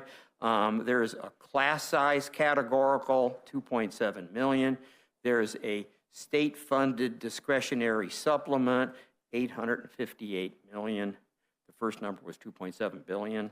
Okay, add that together, it's a decent amount of change. If you looked at the discretionary property tax millage, and we had a big debate on the staff, because we don't do this every day, was that discretionary millage discretionary on the part of the school board to levy it, or is it required, and then you could do what you want with the money?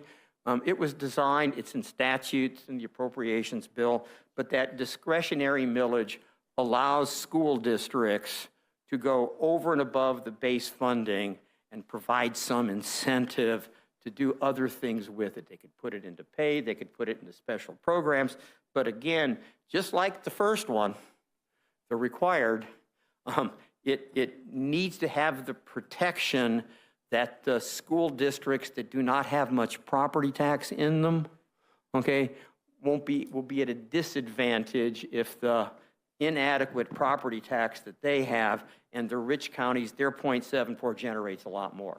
So there are kickers in here to help the small county out and able to how to deal with that.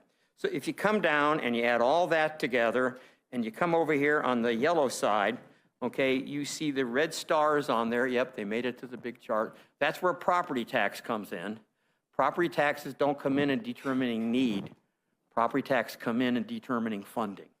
Okay, how much of the funding is going to come from required local effort? How much is funding going to come from the state?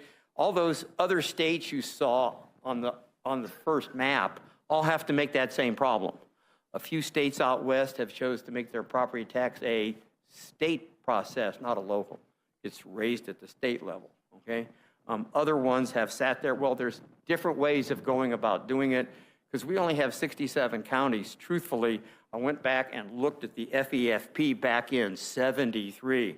The up there at the top is exactly the same in that first box. It's the weighted times the base student allocation, couple differentials. Sometimes those programmatic roll up.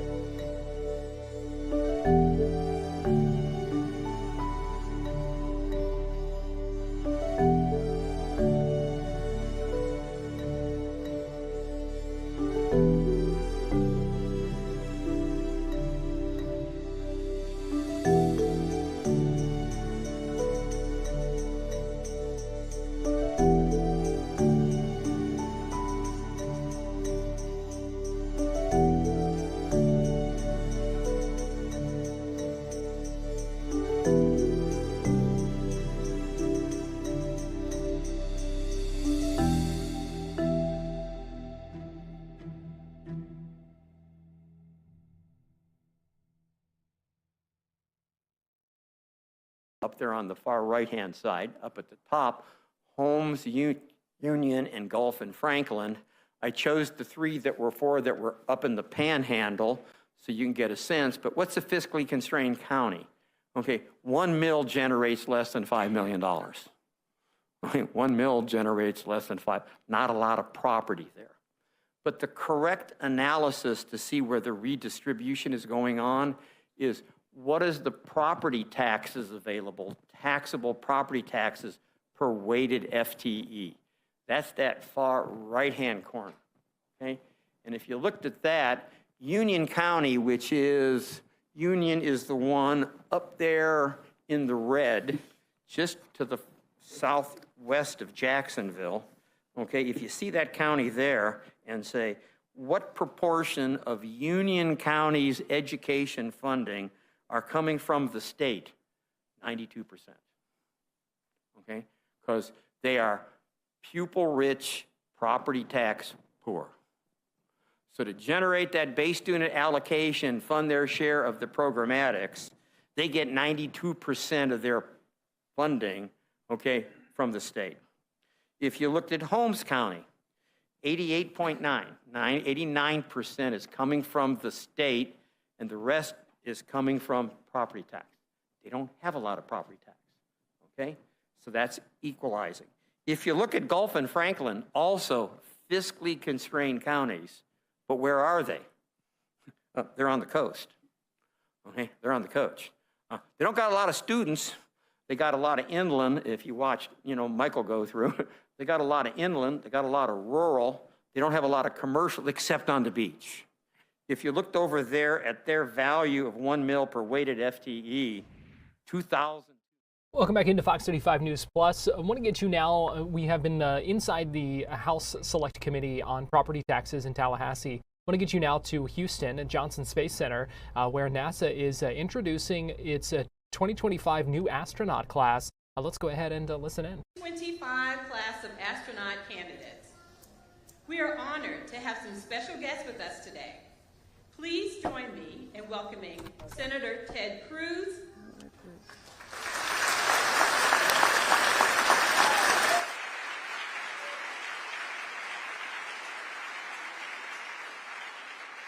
Congressman Brian Babin,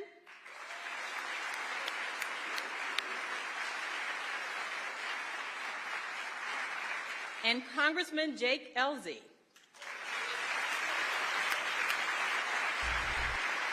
Can you resend them? We'd also like to recognize the offices of Representatives Randy Weber and Dan Crenshaw, and Texas Representative Dr. Greg Bonin, and we also have a representative from Senator John Cornyn's office.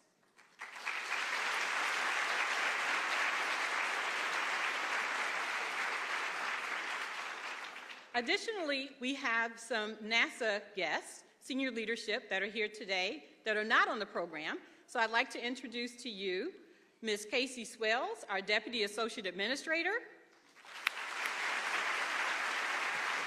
Brian Hughes, NASA Chief of Staff, Ken Bowersox, our Associate Administrator for Space Operations Mission Directorate, Lori Glaze, our Acting Associate Administrator for our Exploration Systems Development Mission Directorate, and she's also serving as our Moon to Mars Program Manager. And from Marshall Space Flight Center, we have Director Joseph Pelfrey. And Stennis Space Center Director John Bailey. Today is a very exciting day for all of us here, for our nation, and for all humanity, as we will announce the newest class of astronaut candidates. 10 American men and women will begin their basic training that spans 2 years to eventually earn their wings and join NASA's active astronaut corps. That 2-year journey begins today. The next 2 years will be spent studying and training in our world-class facilities. They will learn NASA's history and our vision for the future.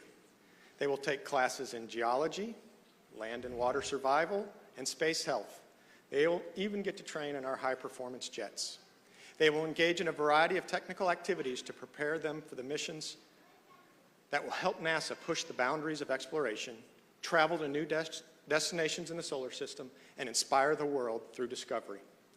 We look forward to supporting them and their families along the way. That's right. The Johnson Space Center is proud to be home to America's Astronaut Corps. But we're also proud to lead several key programs and organizations for NASA. We lead the management and operations of the International Space Station while supporting several companies as they design and develop commercial LEO low Earth orbit destinations.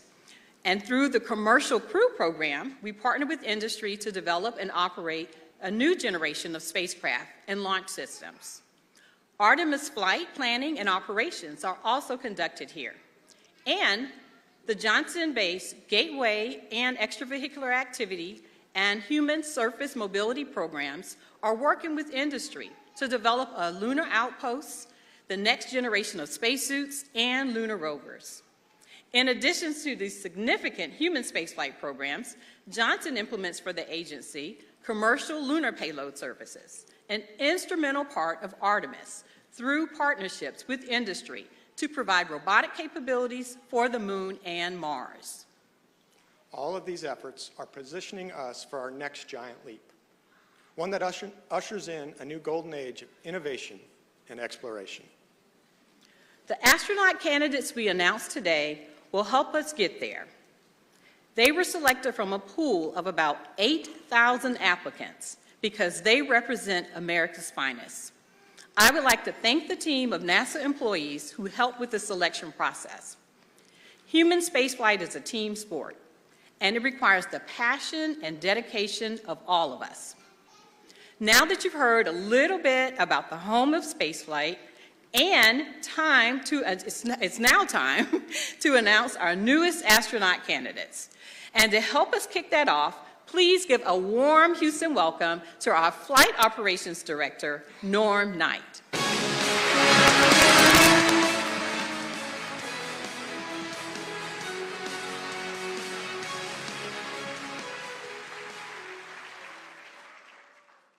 Thank you, Vanessa.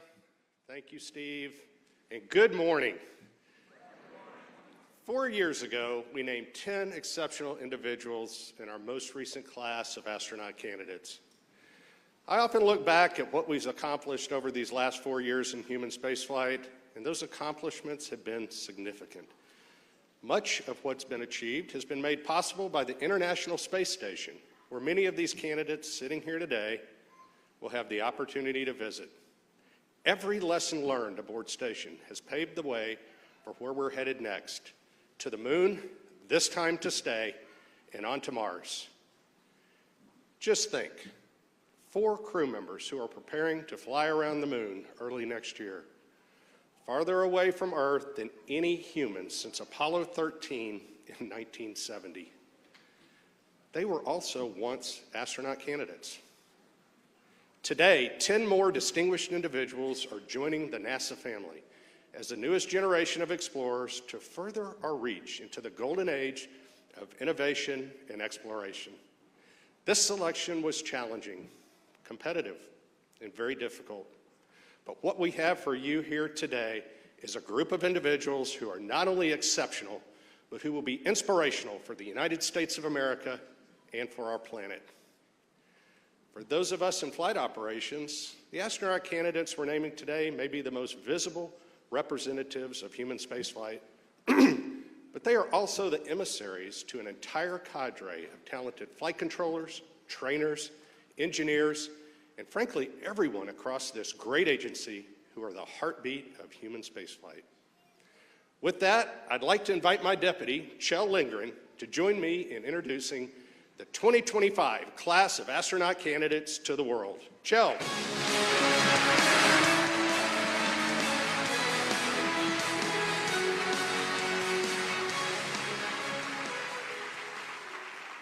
Thank you, Norm. It is an honor to be out here today. Now, I come to you from the 20th astronaut group, the Chumps, and we can't wait to see what the flies name this new class. Now, the 10 individuals you're about to meet come with fantastic experience to lead us here on Earth and in space. Are you ready to meet the 24th group of astronaut candidates?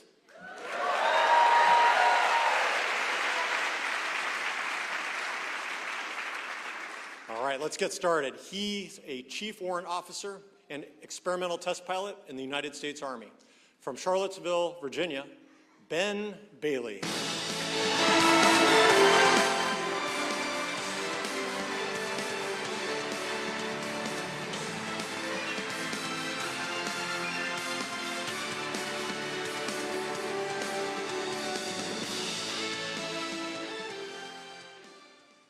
She's a geologist who worked on the Curiosity Mars rover and Artemis II science team.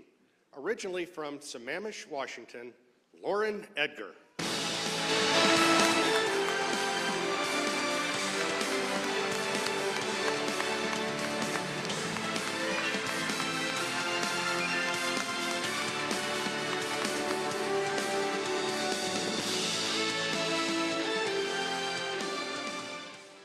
He's a test pilot and a major in the United States Air Force.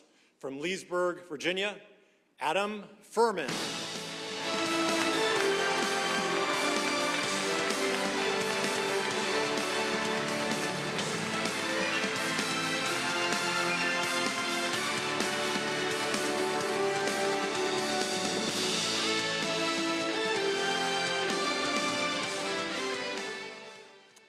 He's a test pilot and weapons officer in the United States Air Force. From Savannah, Illinois, Major Cameron Jones.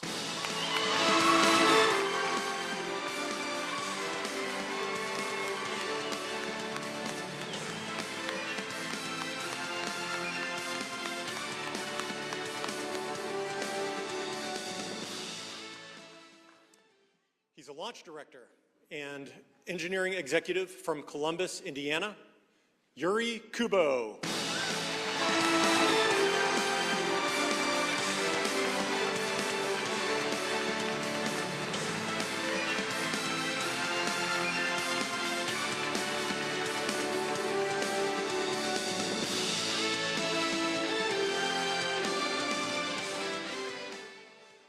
She's a former United Airlines test pilot, NOAA hurricane hunter, and naval aviator.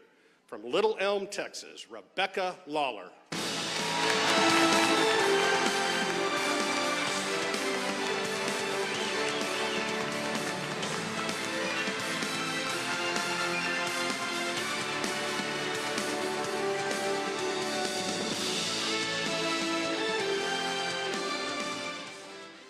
She flew to space as a SpaceX engineer on the Polaris Dawn mission and is a native to Houston, Texas. Please welcome Anna Menon.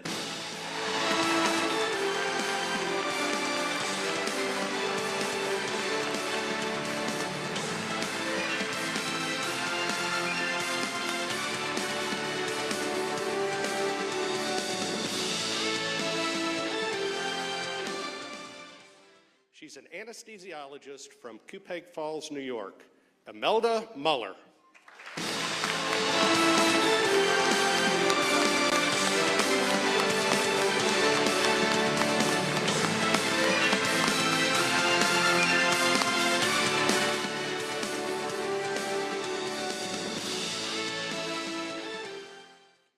She's a lieutenant commander in the United States Navy and a test pilot in the F-18 Super Hornet. From Goshen, Kentucky, Aaron Overcash.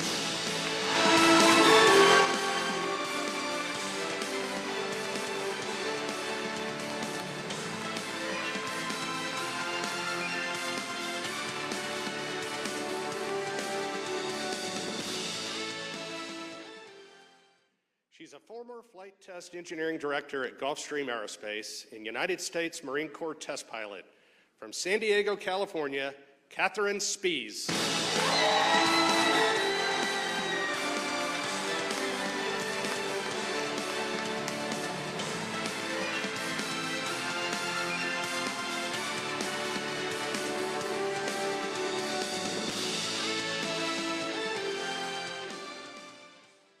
These 10 men and women are your 24th astronaut candidate class.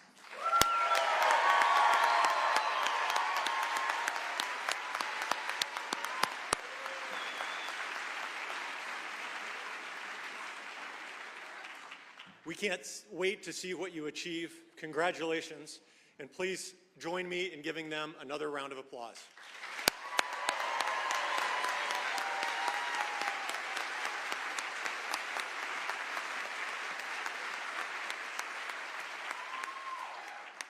Wow. At NASA, we are more than just a team.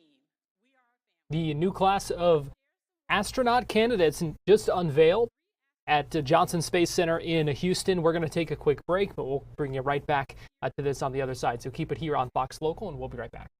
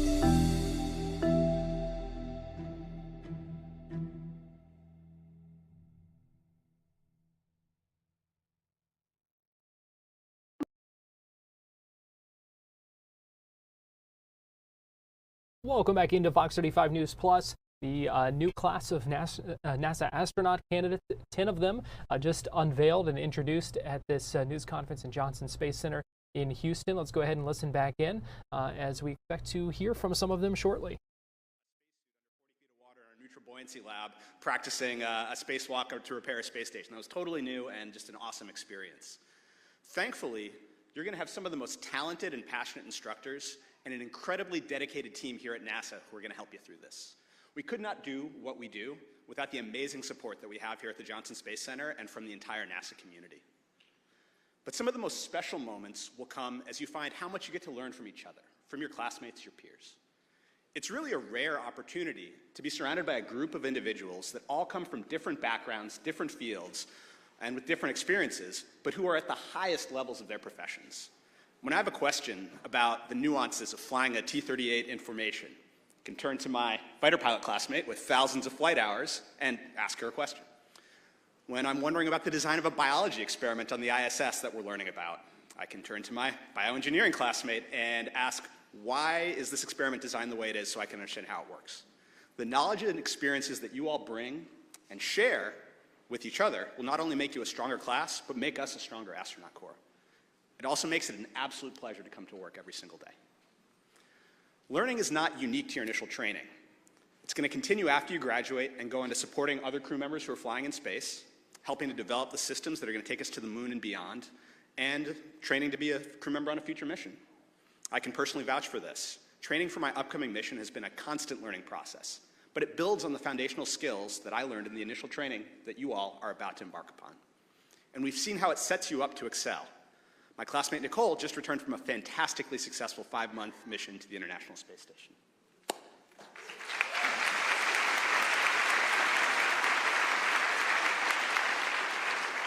Thanks, C-Dub. Well said. You know, we all look back fondly on our time in those seats, being welcomed into this NASA family. The next 2 years will be a whirlwind, but they'll be some of the best moments with the best people.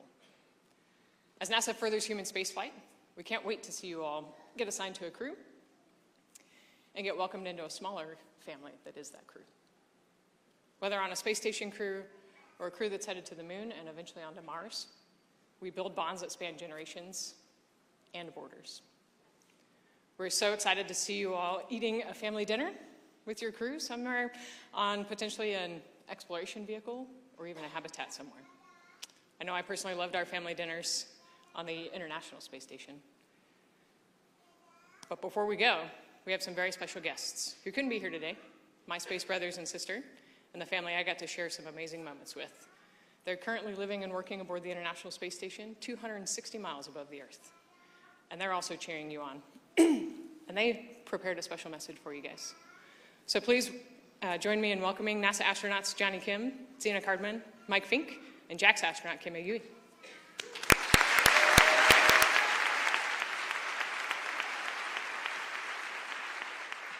Hello from the International Space Station, orbiting 250 miles above beautiful planet Earth.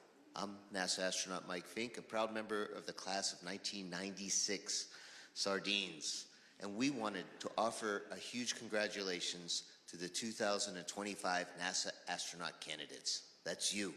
We wish we could be there in person to welcome you, but we're so grateful to be up here. We're nearing 25 years of continuous human occupancy aboard the space station, and the work we do will prepare us for missions beyond low Earth orbit. You're joining NASA at an exciting time. We're in a new era of space exploration, going to the moon and onto Mars. We can't wait to see where your journey takes you. We're a close-knit group in the astronaut office, and we're thrilled to welcome you into the fold. You can always count on us for support, but you should also lean on each other as a class too. The people sitting beside you right now will become more than colleagues, they'll become lifelong friends. We can't wait to meet you when my crewmates and I are back on the ground. Until then, learn everything you can, get to know each other, and most importantly, enjoy the ride. We'll keep the space station in great shape for when you get here.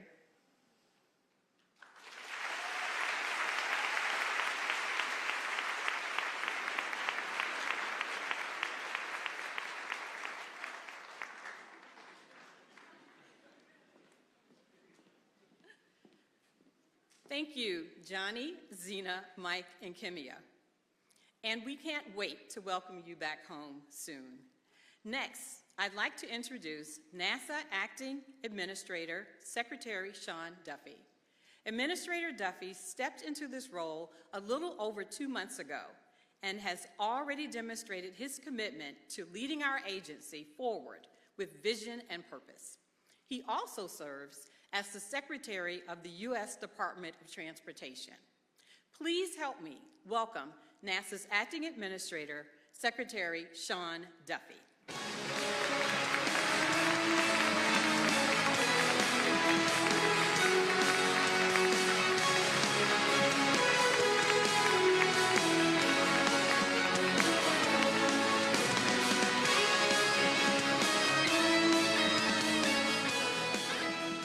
It is great to be with all of you today and to join the chorus of congratulations to our new class of astronauts. Well done, everybody.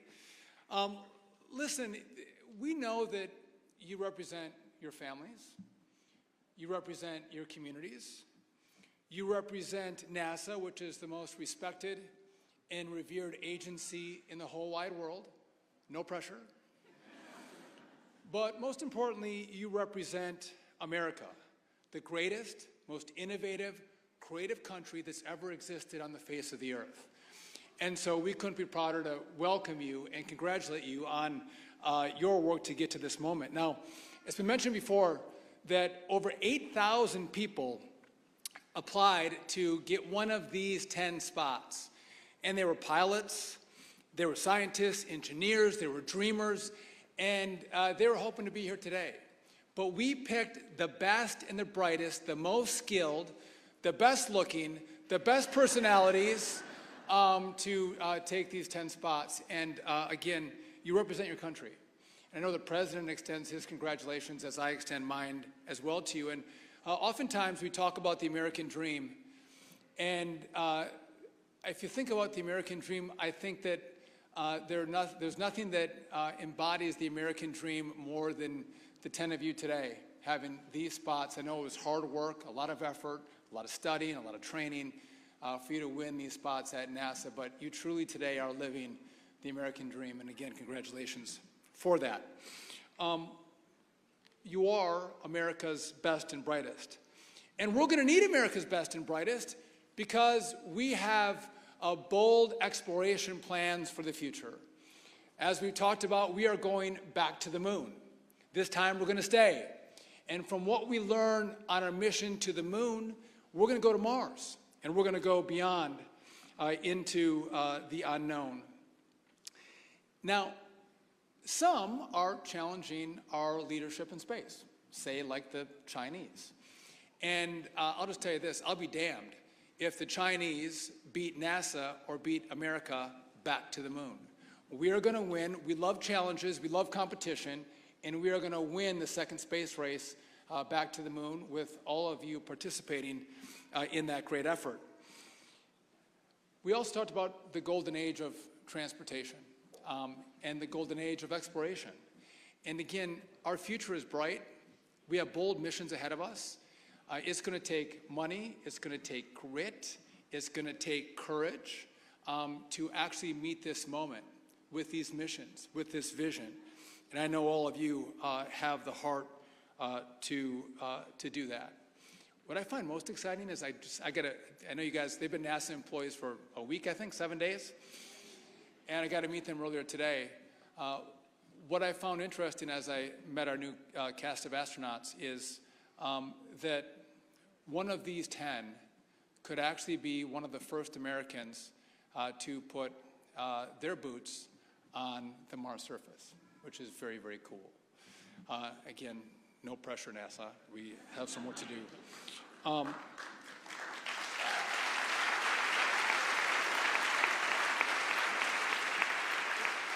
So at this moment in time, I couldn't be more honored to be the acting administrator and to lead this organization at this moment in time as we make our vision clear, our mission clear as we move forward. And I do have now the honor and privilege of introducing our next speaker, who, by the way, is also very handsome. He's also very smart, but he is also one of the great leaders in the U.S. Senate. He is a champion for NASA. He's a champion for the Johnson Space Center, which you're very lucky to have him. But not only that, he authorizes the money that gets through the Congress to come and fund NASA. So he's really, really important because he writes the checks, actually. Help me give a warm welcome to one of Texas's finest, Chairman Ted Cruz.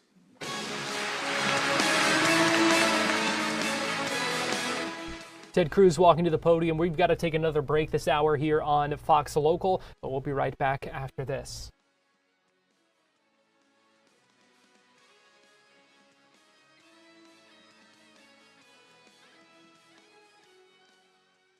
Well, thank you very much, Shawn. Let me say you're doing a fantastic job. Thank you for your hard work, your Secretary of Transportation,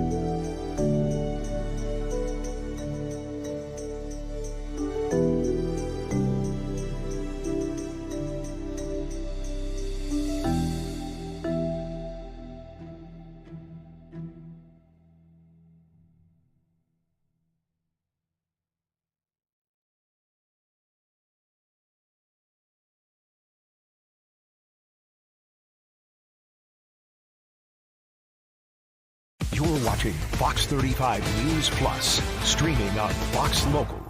Well, good afternoon to you. Welcome back into Fox 35 News Plus. I'm Garrett Weimer, and thanks for joining us on this Monday afternoon, live on Fox Local and on YouTube. We are continuing to track tragic news out of Orlando today, where we heard from UCF that offensive line coach Shawn Clark has died at the age of 50, passing away last night at the hospital. We know he had been in the hospital for a couple of weeks, and just sad news and developments there. We know head coach Scott Frost canceled his weekly media availability today. Obviously, a tough time for many close to that program.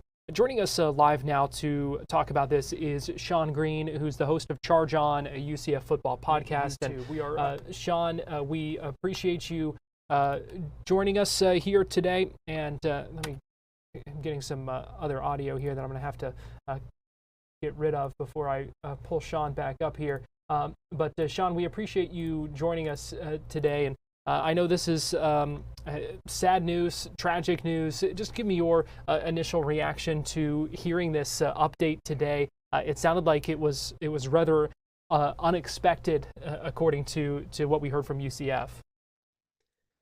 Yeah, Garrett, it's a tough day. Everyone around the program is in mourning, and really the college football world is in mourning.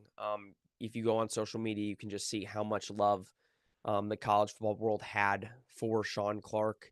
It's a sad day, and yeah, it's a tough day around the UCF community, but the college football world.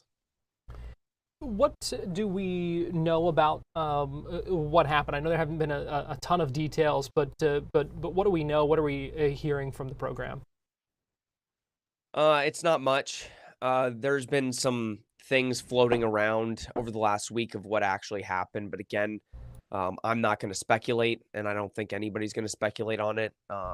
It is coming as a shock, like you said, kind of unexpected, because Scott Frost said, I think on Thursday on his radio show, that they had some positive news in regards to Shawn Clark, but obviously passing away unexpectedly and tragically. So it is tough. The university has not really released too much information. Like you said, there was supposed to be a press conference today at noon. That has been rescheduled. We don't know the date for that yet, but very hard to talk about football or think about football, especially for, a coach that was just on campus a very short while ago. It's very fresh. We know this is something that obviously had been on the minds of the coaching staff. They had talked about it at, I think, every news conference since this first happened, when he was first admitted to the hospital back on the 9th. You have to imagine this is something that has been weighing on them, even with, as you said, the positive signs that they thought were there ahead of this step.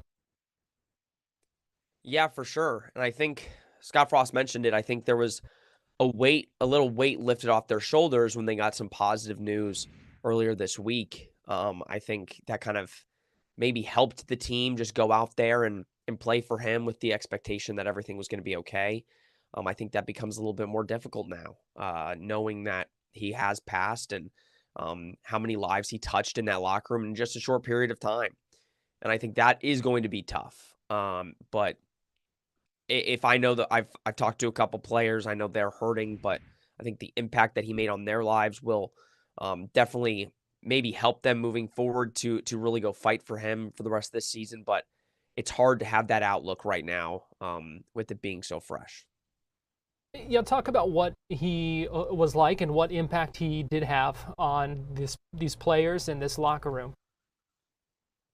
Yeah, I met Shawn Clark one time. I was at one of the media days, and you could just tell his personality and how he cared for players and his intellect, but you could just tell he was a good human being. And everything we heard, he was the head coach at App State. He played at App State, and they're in mourning really hard too. That was, they viewed him as, an App State legend for, being a head coach and playing for them. And I know they're hurting, but you see, if you just go on Twitter today, you can understand, obviously, UCF offensive linemen and the UCF team as a whole is hurting, and the impact they made on just the impact he made on UCF in a short time. But it's really, you could tell how good of a human being he was just on the impact he made on so many people in the profession. Like I said, if you just go on social media today and look up Coach Clark, so many people are sending their condolences, their wishes, and talking about just how good of a human being. So I think the mark he left is one that any of us could wish for, is that you're known as a good human being and a guy that you'll look up to for a very long time for the rest of your life. And that's kind of what's been pushed out on social media today. You talked about being in contact with some of the players. What is the reaction, and how are they handling and dealing with what has to be difficult news for them?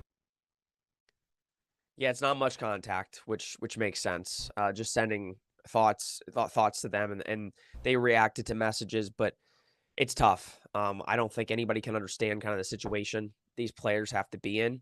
The fact that they have to play a football game in 6 days is insane. But it is something that, I'm sure later in the week when we talk to Scott Frost, it'll be something we discuss and how the players mentally are doing. But I think for the entire team, it's hard, and it's going to be hard. But especially for those in the offensive line room that have spent the last almost a year with Coach Clark, that is going to be a hard mental hurdle to get over, that your position coach that you've spent hours upon hours with over the last year is now gone. So that's going to be a challenge that UCF's going to have to face. Well, like you said, it's hard to kind of think and talk about the football aspect of it when you have something like this happen that really puts everything into perspective. But like you said as well, for these players, for this team, they are less than a week away from that next game. So what happens now? How do they move forward and deal with all of these things that that you deal with as humans, and then still balance out whatever happens on the football field? Yeah, and I think that's what's made Scott Frost not unique, because I think a lot of college football coaches talk about life and all that, but Scott Frost has made it a point that football is secondary. I think it's a big contrast, like playing North Carolina last week. You have a program over there that it's football, and it's not really talked about life or anything like that. Not that they don't, but Scott Frost made it a point and emphasis to say that family, your faith, every football is great and football is important, but it's not more important than your life and kind of how you live that. So I think it is interesting. I really don't know how Scott Frost and the staff are going to manage it. Like you said, yes, there is a game on Saturday, and UCF is going to that game 3-0. It's the first road game. And yeah, like if I had to just assume and guess, I don't know how you practice this week. I think it's going to be tough on the players to really get their mindset going. But with that being said, I think obviously this is kind of what you sign up for, and it's tough. And I think the players are going to want to play for him. And this season's probably going to be dedicated to him and his memory. So I think that will be able to get the players' mindsets kind of shifted into football and really focus on it. But Scott Frost has preached for his entire time here and in his coaching profession that football is secondary. And this kind of just opens your eyes to that. Yeah, I can only imagine what's kind of going on in that locker room, and where things go with those the feelings, the emotions, and all of that. And again, like you said, trying to put that if they're able to channel that and dedicate the season to him, it's just a tough situation all around. Shawn, we appreciate you joining us and appreciate you talking about this with us. I know it's not a fun topic to talk about, but our thoughts and prayers certainly go out to Shawn Clark's family. We know he was a husband, he was a father, and a lot of people in this community are hurting today. Thanks, Garrett. I appreciate it. All right, we're going to take a quick break, and we'll be right back.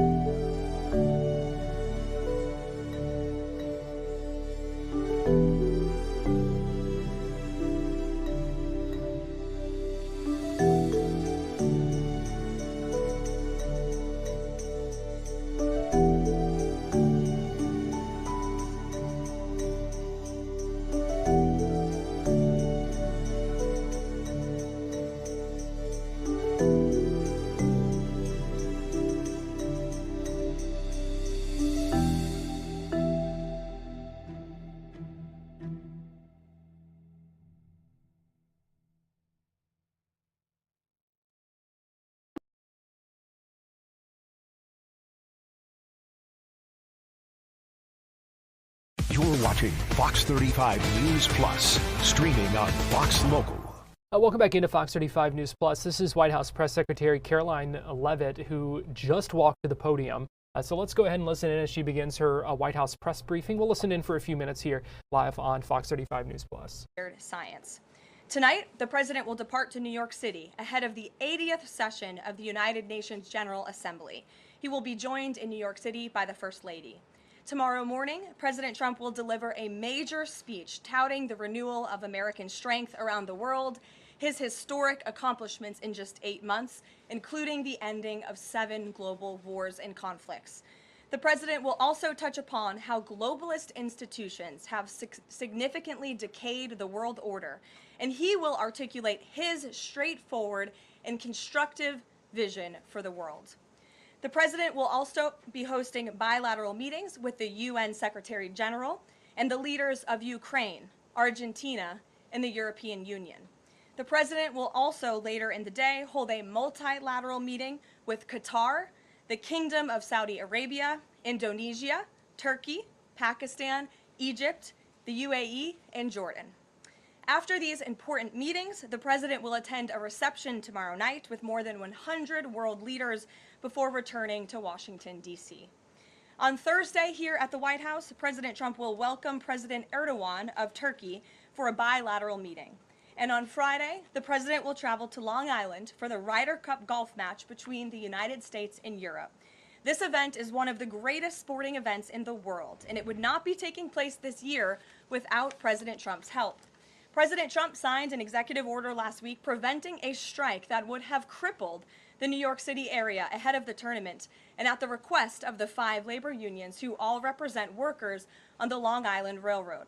One of the greatest golfers in the world, Bryson DeChambeau, praised the president's critical intervention, saying, quote, "When the possibility of a strike threatened to disrupt transportation and attendance, President Trump stepped up and took the action needed to protect this world-class competition."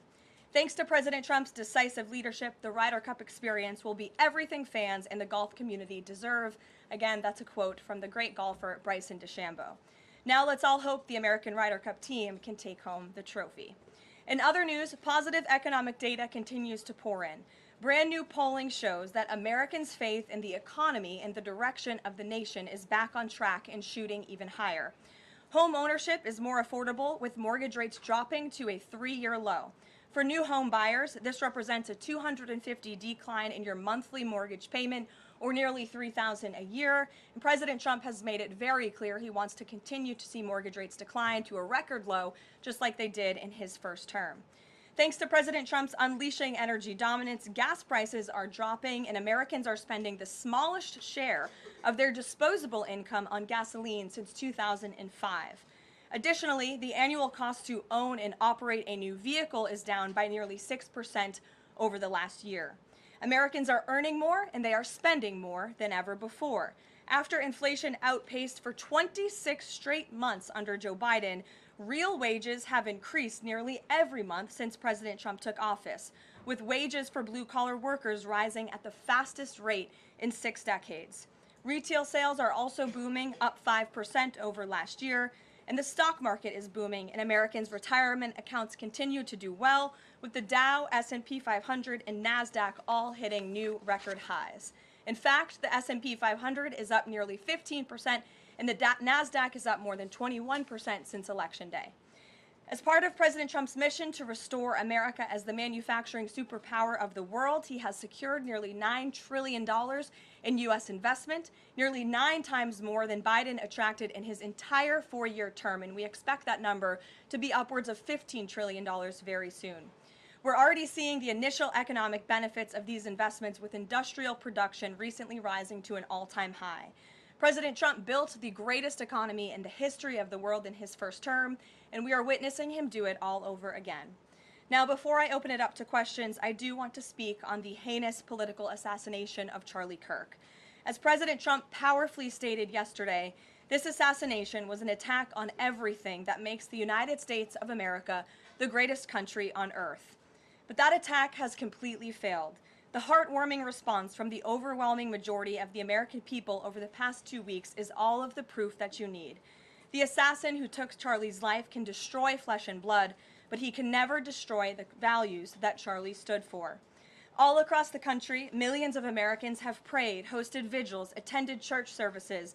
became politically engaged for the first time and honored the legacy of Charlie and the ideals he died speaking for. The beautiful memorial service attended by President Trump and 100,000 great Americans in State Farm Stadium yesterday was just the latest example. And Erica Kirk's mercy was one of the greatest acts of grace this world has ever seen. May God continue to watch over Erica and their beautiful children. Unfortunately, there have been some jarring exceptions to this unity. This past Friday, 58 House Democrats voted no, and 38 voted present on a resolution that simply stated, condemning in the strongest possible terms the assassination of Charles James Kirk and all forms of political violence. There were no strings attached to this vote. This was a simple gesture of human decency to denounce political violence. I wish I could say that this was only a fringe group, but 96 votes is nearly half of the entire House Democrat caucus. And they didn't just vote against this basic resolution condemning political violence. A number of those same Democrats took to the House floor to smear Charlie Kirk's name. The man wasn't even buried yet, and Democrat members of Congress were denigrating his memory on the floor of the House of Representatives. This was truly a sad moment and a clear reflection of how radical the Democrat Party has become. Many Democrats in elective office have now been totally captured by a radical fringe of the far-left base who want to dehumanize every person they disagree with. We must continue to call this wickedness out. It's the only way that our nation can heal. For too long, past leaders have offered platitudes while political violence has been allowed to fester and harm innocent Americans. There has been coordinated campaigns dating back years, spearheaded by radical left-wing organizations centered on dehumanizing, intimidating, doxing, and even attacking Americans whom they disagree with. These groups have radicalized impressionable individuals to foment violence. An attempted transgender assassin traveled to Justice Brett Kavanaugh's family home with plans to end his life. An attempted assassin came within an inch of ending President Trump's life in Butler, Pennsylvania, and on the campaign trail, another attempted assassin tried to kill the president at his golf club in Florida. A left-wing assassin shot United Healthcare CEO Brian Thompson right in the back in the heart of New York City. ICE agents are facing a more than 1,000% increase in assaults for simply doing their jobs. Violent radical left-wing mobs engaged in illegal behavior, targeted Jewish Americans, and shut down America's college campuses under the previous administration. Left-wing mobs burned down Tesla dealerships out of, quote, protest of Elon Musk and his policies. In May, a left-wing activist shouting "Free Palestine" murdered 2 innocent Israeli embassy staffers outside of the D.C. Jewish Museum here in Washington. These are just a few examples, prominent examples, of the growing left-wing political violence in our country. Enough is enough, and as President Trump has promised, he will directly address the dark sources funding and supporting this domestic terrorism to finally restore order in our country. The American people can expect further, very strong action on this very soon. Everyone, Republican, Democrat, everyone in between, we all deserve to live in a country where we do not have to fear for our lives simply for stating what we believe in. With that, I will take your question. In today's new media seat, we have Monica Page, who is the White House correspondent for Turning Point USA's news organization, on the front lines. Monica, thank you for being here. We're so sorry for the loss of Charlie. I know you work for him, you were very close to him, and we appreciate your being in the new media seat and also your commitment to covering the White House. You are here every day, just like the rest of everyone in this room, so why don't you kick us off today? Thank you so much, Caroline. I don't think you realize how much it means to me to be here in this seat, especially on behalf of Turning Point USA and Frontlines. We greatly appreciate it. We also greatly appreciate the outpouring of support and just the really kind words that we heard yesterday at the memorial service. That means more to us than I don't think anybody ever knows. And even the global support that we're seeing for Charlie has been overwhelming, and it doesn't go unnoticed. So thank you so much. I have 3 questions, if I may, on the horrific murder of Charlie Kirk. Government and local officials said that Antifa inscriptions were engraved in these bullet casings that killed Charlie Kirk. It appears to be a trend, especially after what we saw in the Annunciation Church shooting, Catholic Church shooting. Additionally, Stephen Miller recently commented on the rise in this kind of violence, saying there is a domestic terrorist movement growing in this country. The president is designating Antifa as a domestic terrorist organization. I'm wondering what is the approach to holding these people accountable, just to ensure that violence like this just is eradicated moving forward? Sure. Well, Antifa is going to be designated a domestic terrorist organization. The president intends to sign that executive order very soon as it's drafted, as soon as today, later this afternoon. And this is something the president campaigned on because we have seen a rise in violence perpetuated by Antifa radical people across this country who subscribe to this group. And unfortunately, it's gone widely uncovered by many in the legacy media. It also went completely ignored by the previous administration, not anymore. Not only, as you mentioned, were the bullet casings subscribed with Antifa mottos, if you will, in the heinous assassination of Charlie, but there have also been more examples than I could read off for you here in this briefing room today of violence from Antifa. I will just read a few. In July 2025, several members of an Antifa cell ambushed and opened fire on officers at an ICE facility in Alvarado, Texas, shooting one officer in the neck. Also in July 2025, 3 Antifa members were charged with assaulting a police officer during a violent riot outside an ICE facility in Portland, which for weeks prior had been under siege from the local Antifa terror cell. In February 2024, a transgender Antifa terrorist detonated an explosive device outside of the office of the Republican Attorney General of Alabama. In July 2023, Antifa members linked to abortionist group Jane's Revenge firebombed pro-life facilities and vandalized churches. In January 2022, a suspected Antifa member was arrested for bringing a pipe bomb to a pro-Trump event. In January 2021, an Antifa supporter threatened to shoot police officers and Trump supporters outside of the Florida State Capitol building. Again, I could continue to list many more examples for those in the room who don't believe this is a serious threat to American safety and our national security, but this administration knows that it is. That's why the president will be signing this order. And we will also be, most importantly, looking at who is funding Antifa and who is funding these other violent left-wing groups that we've seen perpetuate so much crime and mayhem across our country. Thank you. And Charlie Kirk died exercising his First Amendment right, willingly debating, conversing with everybody and anybody. That was what he did. So what message does this White House have now to all Americans who feel like they are too afraid to express their beliefs, their values, their morals in the wake of such horrific violence? I think the president has answered this, and I will leave it to his response, Monica, where he so beautifully said, we have to keep fighting. We have to keep speaking up. We have to keep speaking our mind. I know that's what Charlie would want us to do, and we have a right to free speech in this country. The president supports it. It is protected by our beautiful Constitution, and Americans should not cower in fear. They should rise up in courage to continue speaking the truth. And to end on a lighter note, Caroline, I'd love to know what your favorite memory of Charlie is. Sure. Charlie was a great guy, and he was, of course, a very influential person in the conservative movement, in the MAGA movement. He was so helpful to the president during the campaign and to all of us who worked on that campaign, that historic campaign. I myself had many great memories going on Charlie's amazing podcast and his show. He was always willing to text people with words of encouragement. In fact, my last text exchange with him was the day before he died, and he was asking for my husband and I's address to send a children's book to our son.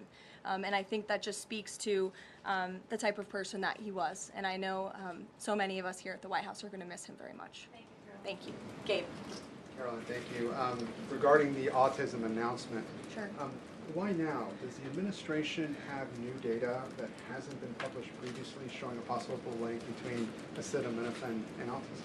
I know there's been many reports about what this announcement at 4 o'clock will be, Gabe. The president is very excited about this, so I don't want to scoop the president of the United States and our Secretary of Health and Human Services, but what I can assure you is that Robert F. Kennedy and the incredible health team that this president has put together are really viewing things in a much different lens. And they are paying attention to studies and the gold standard of science and research that many in this city for far too long have turned a blind eye to. So I think Americans are going to be enlightened and proud of what they hear later this afternoon, but I won't get ahead of the president on exactly what that announcement entails. On a different topic, going back to the president's social media post from over the weekend, regarding the DOJ and his seeming frustration that they hadn't taken action quickly enough. I want to point to something that the President said during his inaugural address. Never again will the immense power of the state be weaponized to persecute political opponents. We will not allow that to happen. Is the President going back on his promise? No. In fact, the President is fulfilling his promise to restore a Department of Justice that demands accountability. And it is not weaponizing the Department of Justice to demand accountability for those who weaponized the Department of Justice. And nobody knows what that looks like more than President Trump. We are not going to tolerate gaslighting from anyone in the media or from anyone on the other side who is trying to say that it's the President who is weaponizing the DOJ. It was Joe Biden and his Attorney General who weaponized the DOJ. Joe Biden used this sacred American institution to go after his political opponent in the middle of an election year. And you look at people like Adam Schiff and like James Comey and like Letitia James, who the President is rightfully frustrated. He wants accountability for these corrupt fraudsters who abused their power, who abused their oath of office to target the former president and then candidate for the highest office in the land. And I think the President is reaffirmed in those frustrations and his hope for accountability by the millions and millions of people who reelected him to this office with a mandate to demand accountability. And the President has not been shy about this, Gabe. In fact, when he traveled to the Department of Justice earlier this year, all of you were there to cover it, he said, quote, "I demand a full and complete accountability for wrongs and abuses that have occurred. The American people gave a mandate to investigate and root the corruption out of our system," and that's what the President wants to see done. Carolyn. White House press briefing continuing, tackling a number of topics this afternoon. We're going to take a quick break here on Fox 35 News Plus, but we'll be right back.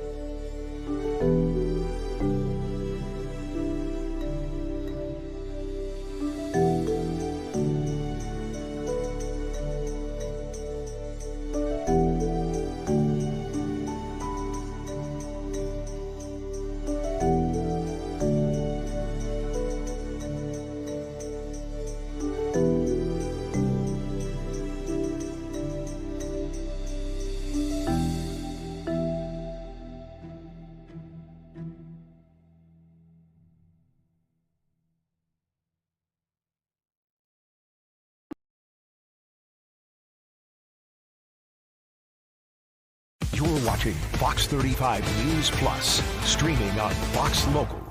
Welcome back into Fox 35 News Plus. Want to get you back to this White House press briefing going on right now. The Press Secretary Caroline Leavitt taking some questions right now. And several questions already about what might come out of the president's announcement this afternoon at 4 o'clock. We're expected to make some sort of announcement related to autism. We know that RFK Jr. has been looking into this, trying to find some links and some causes. But let's go ahead and listen back into this news conference as the questions continue.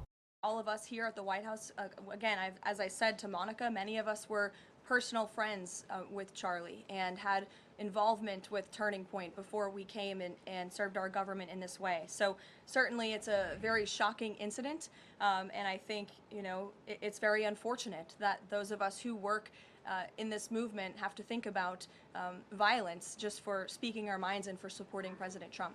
And as a follow-up on that, I asked the President last night on Air Force One about this pattern of transgender violence we're seeing.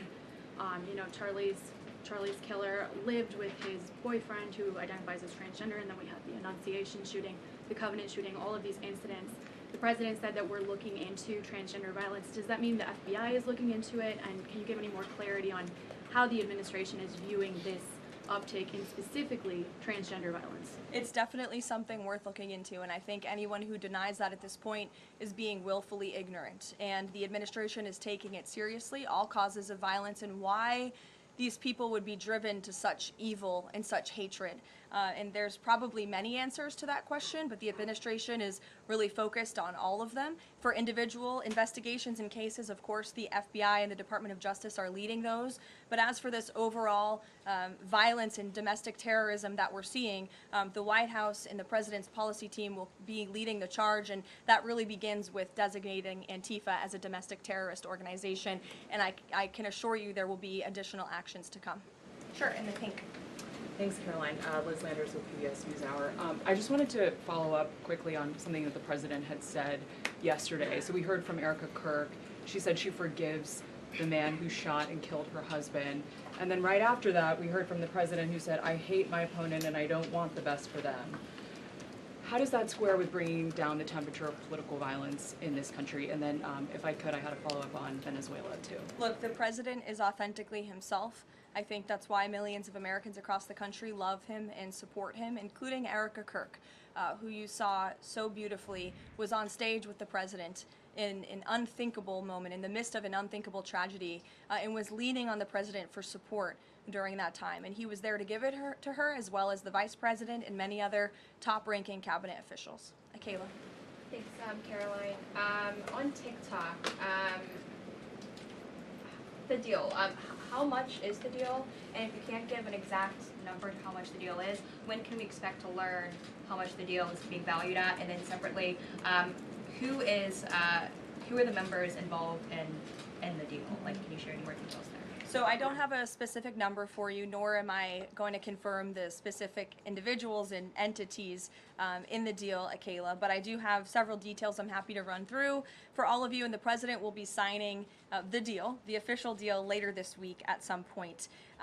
Under the terms of this deal, TikTok will be owned by a majority of American investors and controlled by a board of directors with extensive national security and cybersecurity credentials. In partnership with the U.S. government, Oracle will serve as TikTok's trusted security provider, and they will independently monitor the safety and data security of all U.S. user data on TikTok's platform. Americans' data will be stored securely in the United States without access from China. All U.S. user data will be stored on servers operated by Oracle in the United States, protected from surveillance or interference by foreign adversaries. And the algorithm, I know this is a question many of you have had, will be secured, retrained, and operated in the United States outside of ByteDance's control. And TikTok will remain globally interoperable, meaning TikTok users in the U.S. will be able to see videos posted by users in other countries and vice versa. While I don't have a number on the specific deal, we do expect that thanks to the President's leadership and the securement of this historic deal, businesses using TikTok will generate as much as $178 billion in economic activity within the U.S.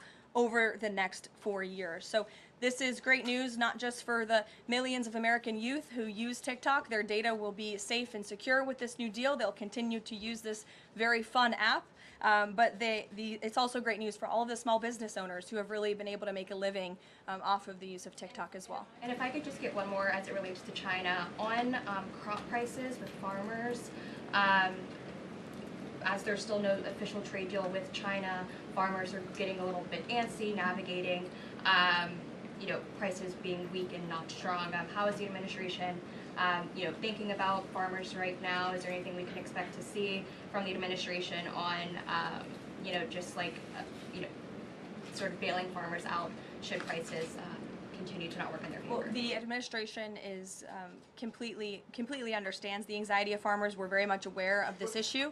It has been a part of our discussions, the trade team's discussions with their Chinese counterparts. As for any specific actions, I don't have any news on that for you today, but I can fully assure you the entire National Economic Council in this building, as well as our Secretary of Agriculture, Brooke Rollins, have been talking with the trade team about this. There's been many meetings on this, and they are on the ball, but I don't have anything specific for you today.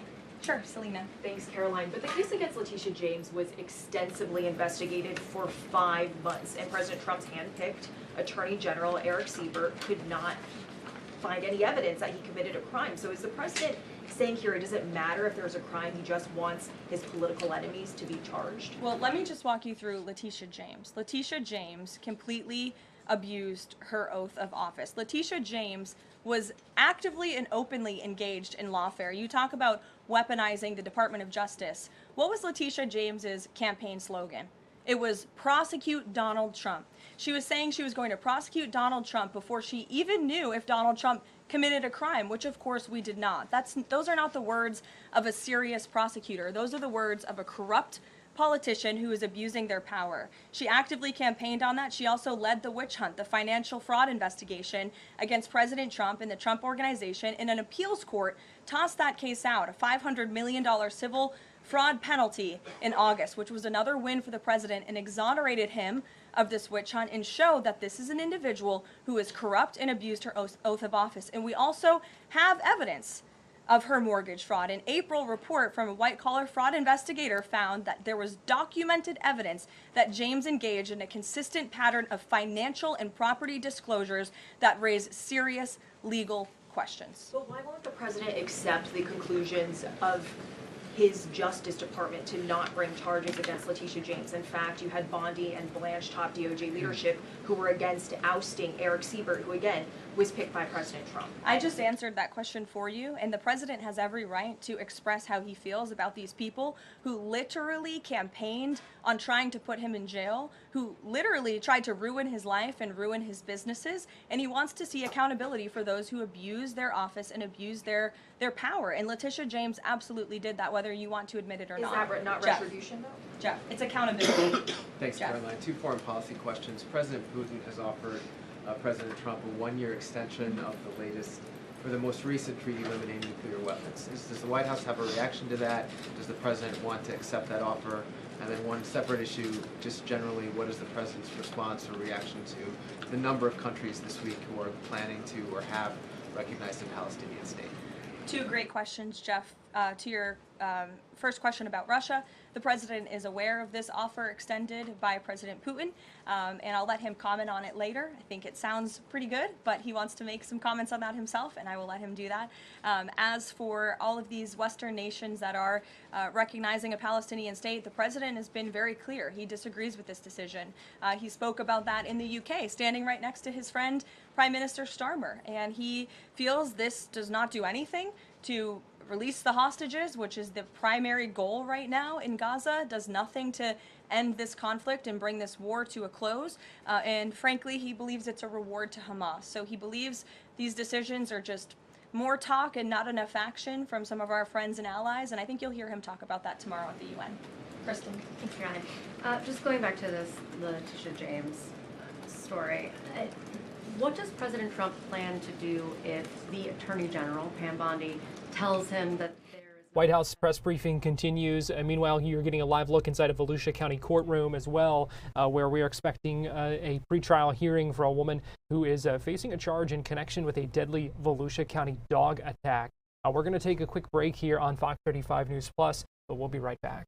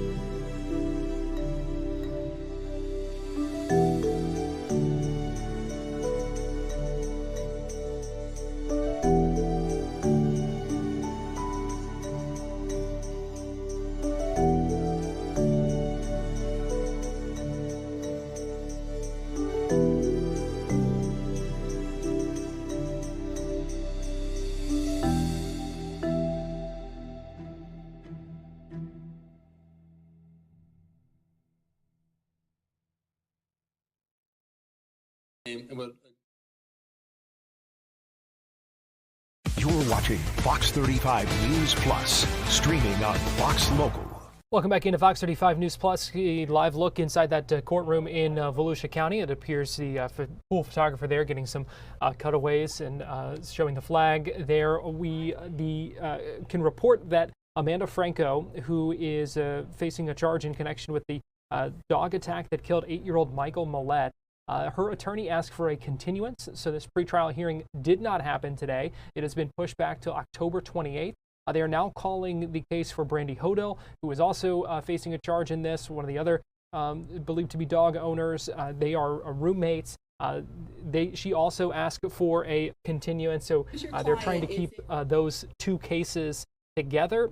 So really not much out of this hearing this afternoon that we were monitoring there. And there will be more coming from this coming up in October 28th, so a little over a month from now when those two defendants will be due back in court. Welcome back into Fox 35 News Plus. I'm Garrett Weimer, and we appreciate you joining us this afternoon.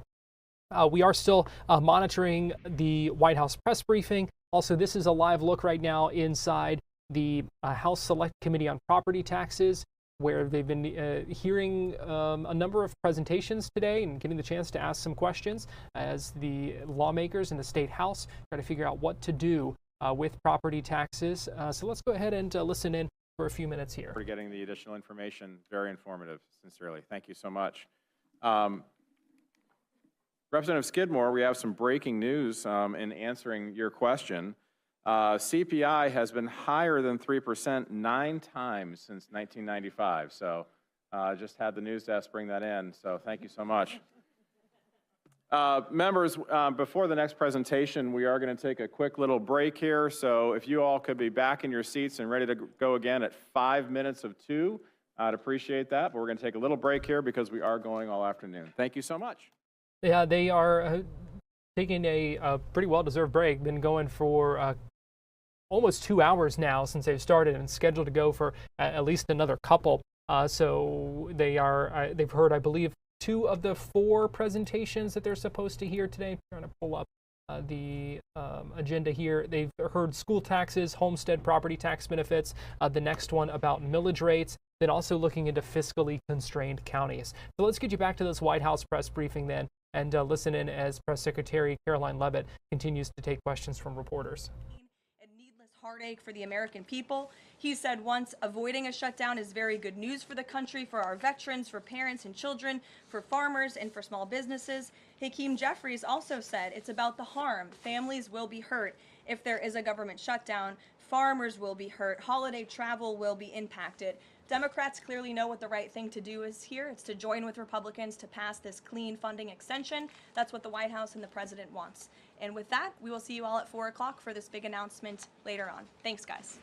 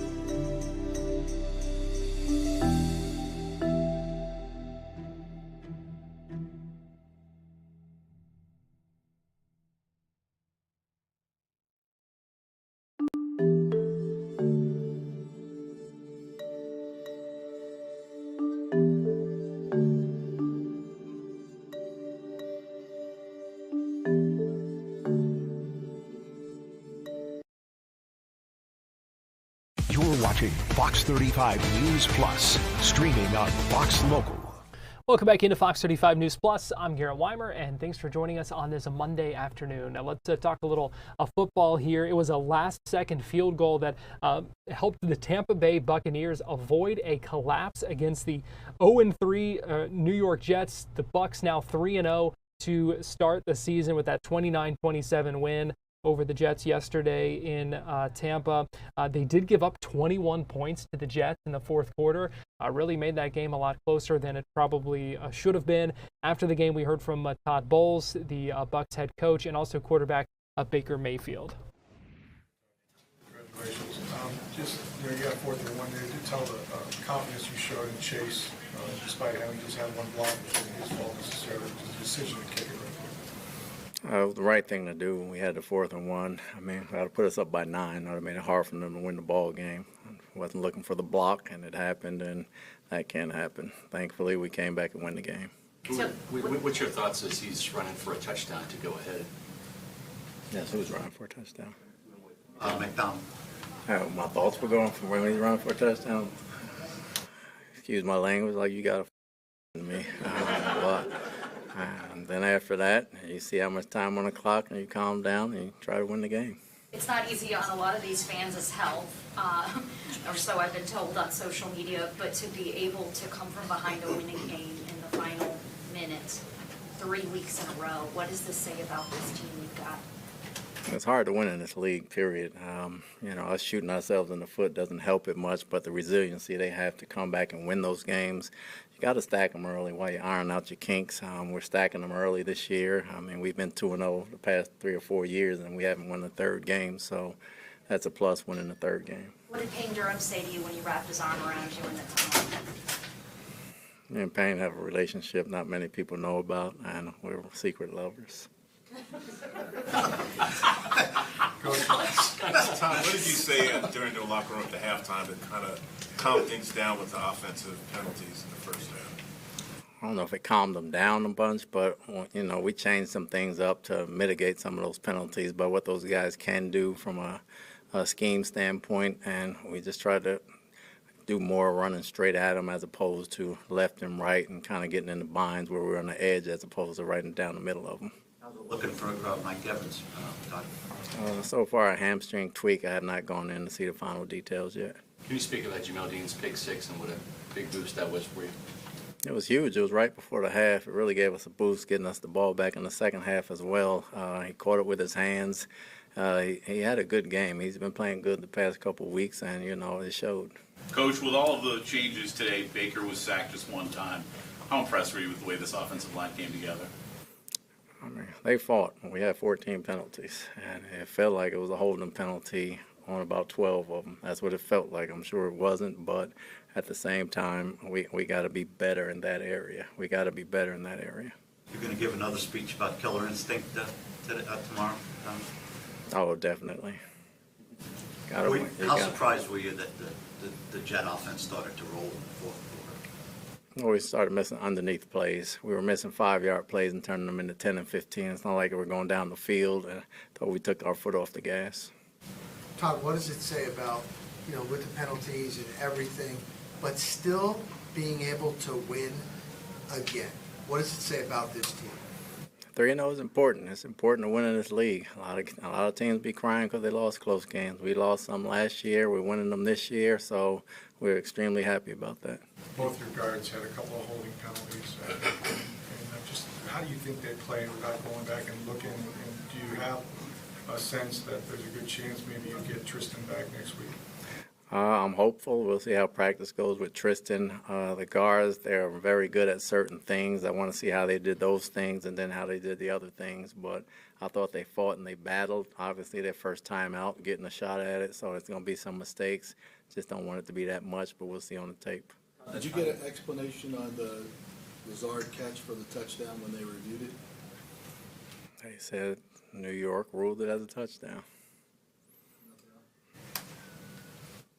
That final drive, you didn't have Mike on that final drive. What did Emeka show you to come up with the big sideline catch and almost another down the stretch? I mean, he stepped up big. Again, he's been doing that every week for us in the shortness of the season. For the past 3 weeks, he's been stepping up big. He did it again. you have a sense of if Chris might be in play for this week? We'll see how practice goes, but, we'll see. It's too early to tell. How would you describe, Todd, your confidence level in Mayfield with the game on the line? 1,000%. It's been like that since he got here. Todd, you get to the 18, on the last drive, you get to the 18, you have enough time where if you want to try and get it in with your offense, you could. Even though you had the block, you're comfortable setting up that kick and to win by that? Yeah, we didn't want to leave no time on the clock for those guys to come back. I mean, it happened. You still got to have trust in the guys that's out there, and we understood that and took the time out, and we either were going to win it or lose it on that play. We had a lot of success with Antoine Winfield Jr. blitzing, getting a sack. Also, Jacob Parrish got his first sack. Can you speak about your blitzing defensive backs today? They're good. They're good blitzers. I mean, Parrish and Winfield can get there in a hurry. Tyke as well. They hit the quarterback numerous times as well.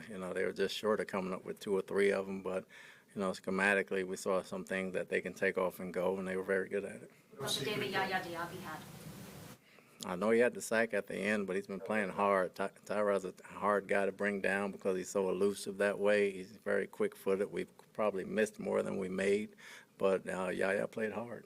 Yeah, I thought, first of all, defense played lights out for us. We just got to capitalize and be in the red zone and score touchdowns more. Thought the skill group, we as a whole, I missed some throws. We didn't complete and connect on some of them. We got to be better at that. I have nightmares about the scramble drill to Shep in the end zone where I triggered it a little early into the dirt. But we just got to be able to get 6 instead of field goals, put ourselves in a better position. But obviously we had a little mix-up on the O-line, and those guys played great. Carbs and Pacucci got those guys ready, and then they executed, especially in critical moments when they're blitzing, having to check some plays, different protections, and you can't say enough about that. Guys keeping their calm and executing in the heat of the moment there. What about you guys in the final minute of the game to be able to come from behind 3 straight weeks and win it? What's it say about this group? I mean, it's much of the same. Resilient group. We stick together, and just the whole team. When one part of it, one phase of it's, a little bit down, others got to pick it up and be there for you. And that's what this team's all about. We support each other no matter what. But yeah, it's a resilient, mentally tough group. When they returned the block with under 2 minutes left, did you think we got them right where we want them? Not exactly what I was thinking, but we had plenty of time, yeah. And Cody goes down, the week goes down, you bring guys in from everywhere. And then the way this game goes, can you kind of encapsulate what it's been like this week trying to put this all together and to come out with a win like that? Next man up mentality, except you're meeting some guys during the week. Welcome to the team. This is what we're about, and this is how we do it, and just executing. Obviously, Klein getting thrown in there at left guard, Luke Haggard at right guard. Felt those guys played great. Obviously when you're playing an NFL team and a lot of penalties, it's not exactly easy to sustain drives. But we won, and that's all that matters.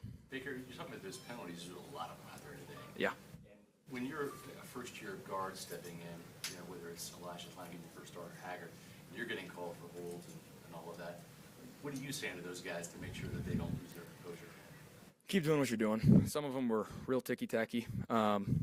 Just keep doing what you're doing. Obviously, there's some of them that when the ball's bouncing outside, just got to be smarter, let go a little bit earlier. But on some of them, it's going to happen when you're trying to block Quentin Williams. I mean, one of the top D-linemen, interior D-linemen in the league. So those guys rose to the challenge. Nick, what do you say about Shep? Baker Mayfield speaking after the Bucs win over the New York Jets. We are going to take a quick break here on Fox 35 News Plus. We'll be back at the top of the hour with Florida Live. Welcome in our TV audience as well. So keep it here on Fox Local and on YouTube. We have much more to come after this. We'll be right back.